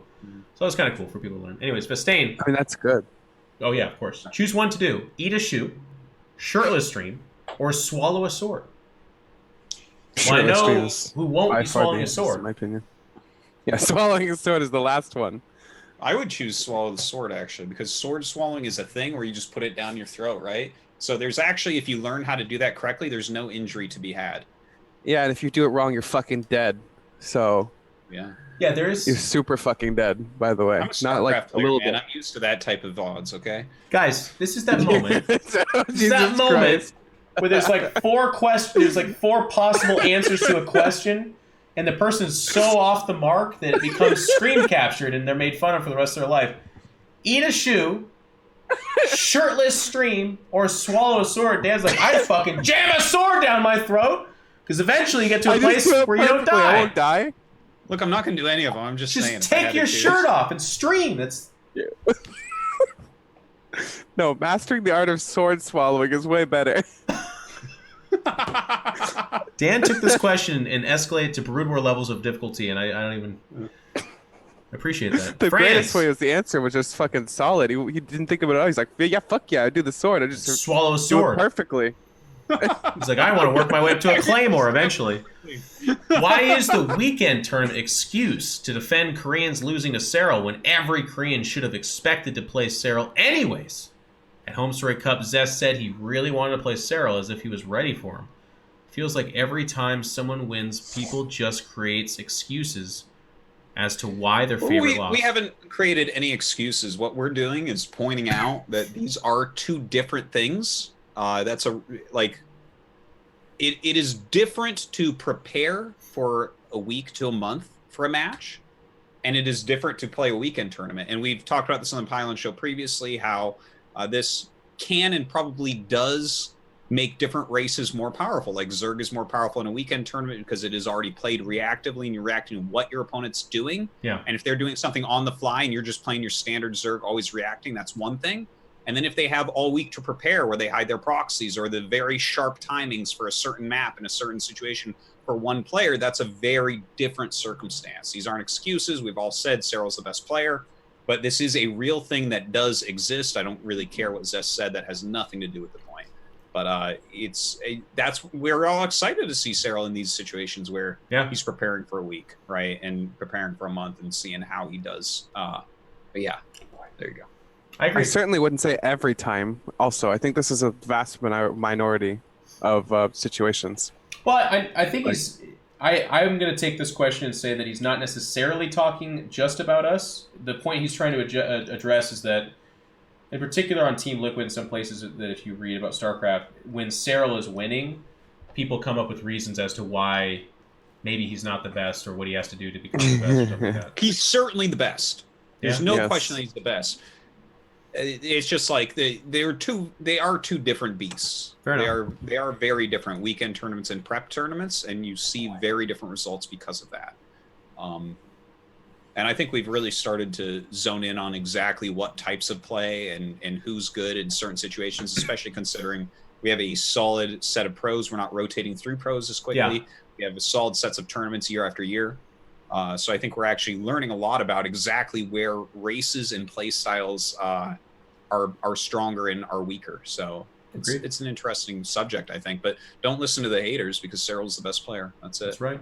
Condog, last question in the priority section, says, are Armada's going to rise from the brink only to be destroyed by Widowmines? Yes, I think they're going to rise up, and I think Widowmines are a good answer for him. If you're inferring that like they'll put them away from the meta or something like that, I don't think so. No, yeah. And then go ahead. I mean, yeah, I can go into really complex answers to why that's a no, but I think you can just take my word for it. That's a no. Like, Immutus will still be viable.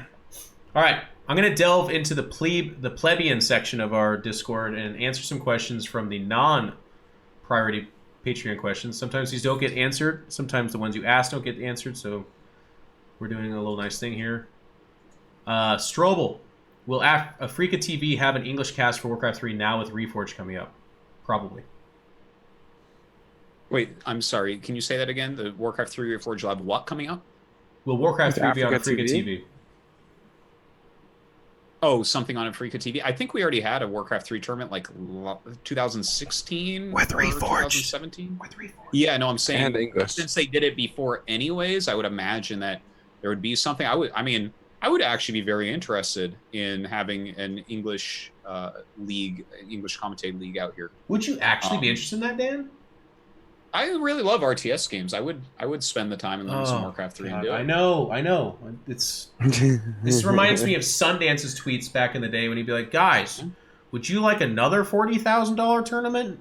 Who the fuck tweets him and says, "No, I don't want that." Dan's like, "I like an English broadcast of Warcraft 3." Wow. Quite the opinion you got there, Dan. And that would be Africa TV in Korea. Maybe we could get Todd over there playing it. Fuck yeah. Some Grubby. Bring Grubby and Todd over there. Polly, dear Jeff, are you happy with the way Serral is giving interviews now, or do you wish for more wrestler trash talk?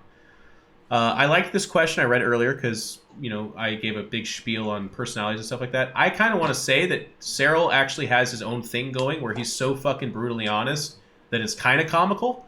If you ask him a bad question, he'll look at you and give you a pretty bad answer, but he'll have a little smirk on his face, and that's funny. If you ask him about StarCraft, he'll give you insight into the best player in the world, and he gives really good answers there. And he's actually trying to give longer answers, which sounds funny, but he's doing a good job. I think he's really funny and interesting in interviews right now. Obviously, the further you go back to where he literally goes, "It's nice," that was that different kind of bad. But I like him now. You guys enjoying his interviews? Yeah, I really like. I think he's developing. Yeah. Okay. The thing is, I don't want people to just act either. I want people to be who they are. I think that that's like a very valuable thing, and it gets too tiring if you try to act and be someone that you're not. So I do want to see people's actual personalities, and I mean, I hope that people's personalities continue to flourish, and maybe there'll be less Zergs in Europe, and Stefano can come back and give great interviews again. That is 100% what I would add to my answer as the complete answer. I agree with that. Just to make another mental note, by the way, it warms my heart every time I look at the chat and there's somebody at In Control TV asking a question during this segment. I want you to know, guys. I want you to know there's going to come a time where people are running away and you'll look over and there'll be a gigantic, like Godzilla, like monster, like, "Arr!" And you'll be like, well, people are all running in one direction. I am going to sprint at the monster, and I want you to follow your instincts. Couple more questions, and then we're going to wrap this thing up. Merc, Game of Thrones. How do you want it to start and end? I don't know about the start part, because it did start, but I like this question because he asked how it ends, and frankly, I don't know if A, Dan's been watching the show, or B, Jake watches and reads any of it. I do. You guys watch the show, or did you read it? Or both? I only read the first book. It's a good book. But it's amazing. And you were, again, I want to give you props. Jeff was telling me in like 2006, he was like, dude, you got to read this. And I was like, oh, no, Jeff. You lift too much weight. I don't think you actually read good books. But he was telling me about Song of Fire and Ice Forever. First book was amazing. I've been watching the whole series. I think the last season sucked. I will finish the show no matter what, but last season sucked, and I hope that they go back to the older way of making it, and it's not just Ocean's 11 again. Oh, wow. That reference. That's what last season was. Do you have any disagreements? No, I'm just saying that was a good reference. Yeah. I just watched Ocean's 8. Man, I was like, they missed it. It's not even that it's all women. I don't fucking care about that. It's more that, like, Ocean's 11, 12, and 13 or whatever had a nice, like, atmosphere and attitude and, like, cheekiness to it. Anyways. Yeah. I'm literally putting Jake to sleep, so I got to stop with that whole line of thought. I haven't slept yet, so he's being paid, man. He has to just sit here and. That's true. Whoa, you haven't slept yet? He's a worker. Yeah. It's 1 p.m. I know. I've been working, man. I work so hard now. Okay, just trust me. Oh yeah. Talk to us. Talk to us about hard work. He's got 3 kids, giggling and crawling around outside that door. I gotta leave within an hour for KSL. We're almost done. Listen. Damn. It's okay. I'm excited for this last season, actually. I too did not enjoy this last season as much, but the nice thing about Game of Thrones is that the worst or bad seasons for that show is still better than 99% of television, which is not the nicest thing to say about TV, but it's kind of true. And I also know that they've been filming a single battle scene, well, not scene, but a battle for a month. They took a month to film it, and I'm like, well... Damn. On TV, you don't get large-scale battles or really impressive battles at all. So they're the one show that has the budget and ability to do it, and I've loved their other big fights, so I'm excited about it. I am anxious, and this is my big complaint. I'll just put it aside, and this is going to come off as a hipster, and that's fine. As Dan said, I've been reading the books since they came out. I really don't like that we're about to find out how this all ends, basically, and then the other fucking books are going to come out. And I know that people are like, they come out. people are like, well, George R. R. Martin said they'll be different. Yeah, they're going to be different, and they'll be more detailed, and I'll read them, and I'll probably like them. But the Red Wedding, if any of you fucking bitches had that spoiled for you, like you watched the Red Wedding and then read it, you've been robbed. You've been robbed of a moment. If Ed Stark getting beheaded was something you watched and didn't read, and you didn't have the experience I did, where I'm looking at the book and I read this, and I kind of like looked around and by myself, and I like go to the cover, I'm like, that's Ned Stark, and then I go here, I'm like, well, this has got to be a dream sequence, so I keep reading, and you finish the book, and you're like, no, they actually fucking killed him. He's actually, the main character just died. God, if you get robbed of that experience, I feel so bad for you. And we're all about to get robbed, because in the final season, the closing scene is going to be Jon Snow plowing the shit out of Daenerys. He's going to whisper in her ear, I'm your brother. She's going to turn to him and go, I know. And then roll credits. And you'll all be left with this weird feeling of like, what is it? And then they'll have the offshoot shows, and you'll learn that it's all a meme the whole time. It'll be called like, it's going to be called like the Stark Bunch, and it's a show about incestuous children being born out of that relationship and how they all have to deal with their weird mutations. Oh, it's going to be so good. Anyways, that's it for, that's going to do it for all the questions, actually. Thank you all so much. That was a wonderful way to end the show. Thank you, Jeff. Yeah, good. Yeah, no, that's what we do. Bravo. So one last time, if you're wondering where these questions came from, it's from our Discord. We have a questions only for the host place where people have been diligently posting in there. You're not guaranteed to get them read, but that's a good place to go. And if you do want to support the show and possibly get some of these questions asked, well, actually all of the questions get asked, please do consider supporting us on Patreon. There it is.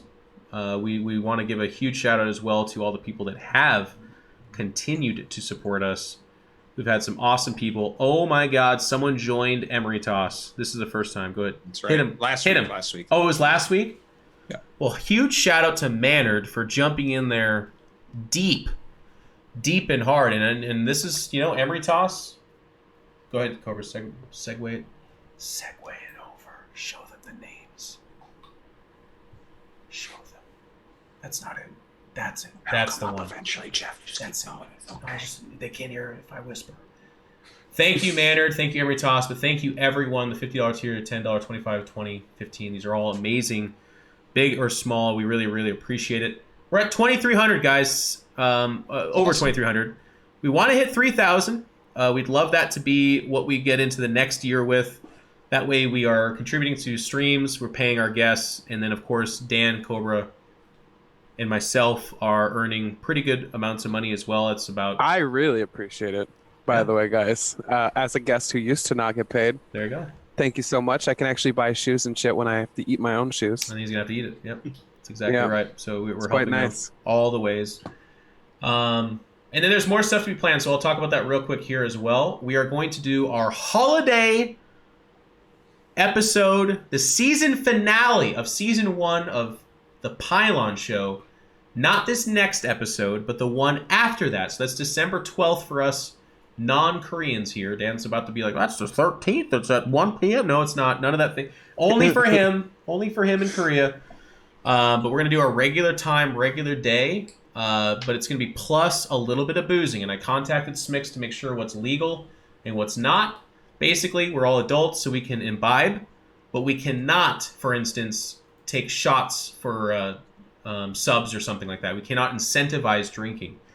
So do not expect that. It will not happen. Also, Dan and I are old men. Dan's got an actual family and stuff. So if you're expecting to see... for me, it's so in the morning. Don't expect anything crazy out of the Tosis. Do not think that you're going to see shit-faced Dan.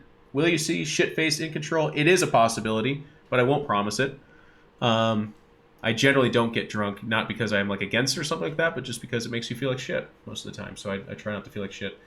We're going to have some guests. We'll officially reach out to them. Some people are recommending Maynard. We'll try to get him on there. Jake's always good. I don't know if he can drink, but especially if you stay up till 1 p.m., he probably will do it. And then just mentioning the word alcohol, if you say it 3 times, Zombie Grub actually just appears. So we probably do have to have her on there. The plan for this show is it's the end of the year show, so we're going to give some awards. And this was inspired by Gunner. I'm going to give some love out to Gunner. The awards are going to be, whatever. Best players, all that kind of funny stuff. Best caster, all that. I don't know. We'll think it up. We'll make it. Yeah. We'll make it good. We'll make it good, but I'm just saying I would love some ideas from you guys as well, so make sure and post them in our Discord if you have some ideas for topics you'd like. They aren't guaranteed, but whatever. We'll do a Q&A section because that's the show. We'll have to have a whole hour spent on Pizza Bi-Weekly, of course.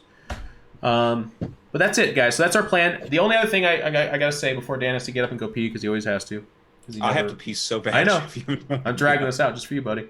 I know. That is the middle of December. We're not going to have episodes for the following 2 weeks, and then we are going to resume with the Pylon Show Season 2 in January, and I assume right away.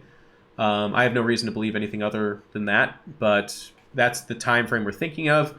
In those 2 weeks, like I said, if you guys can do a good job and we can get some money together or something like that, we should get maybe Rotterdam versus NoRegret here in a show match. Dan and I will commentate it.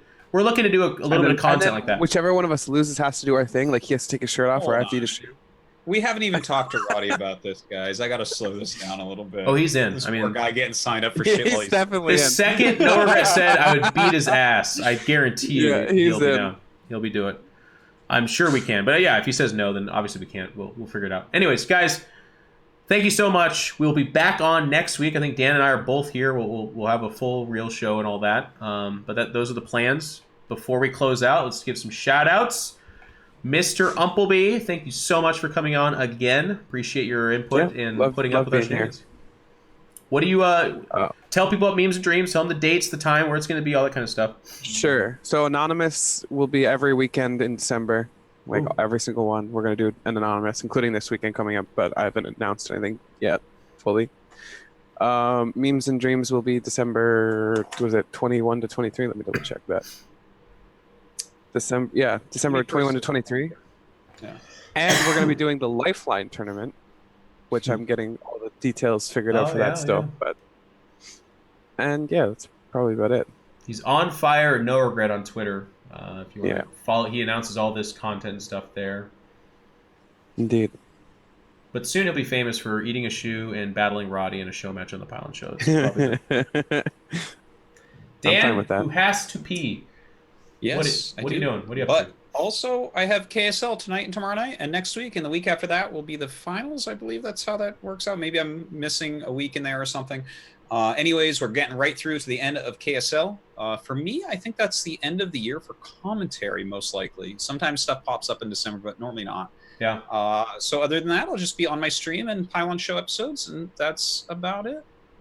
In your stream, are you going to go back to a schedule at all, or are you just... Yep, I do weekdays about between 9:30 and 10:30. I get on right now. My schedule's changed a little bit, but it's like this little hour time frame on weekdays in Korea that I don't have the Pylon Show. I stream for about 3 hours. That's about it. Just practice my ass off on Brood War and try to get better. Very good. Guys, for me, I'm going to be streaming some XCOM tonight. I'm real deep in the hardest difficulty I've ever... I'm really excited. I'm really far into it, so we'll play some more of that. Tomorrow will be some StarCraft, and I'm on a D&D show in the evening. Friday streaming, Saturday Warhammer Tournament, that kind of stuff. If you want to know more about my things, I'm InControlTV on Twitter. Please do give a follow. And then, if I must ask, please do consider supporting us on Patreon. We haven't been able to move the needle the last couple of episodes, and I'd love to get that ever so higher. So I'm looking at the chat. Who's the one that hasn't? I think it's Glowfly. I'm looking at you. I'm like, that's a $25 Patreon supporter right there, if I've ever seen one. You know what I'm saying, Glowfly? All right. Thank you, guys. Well, we'll see you soon. Nice. Have a great afternoon.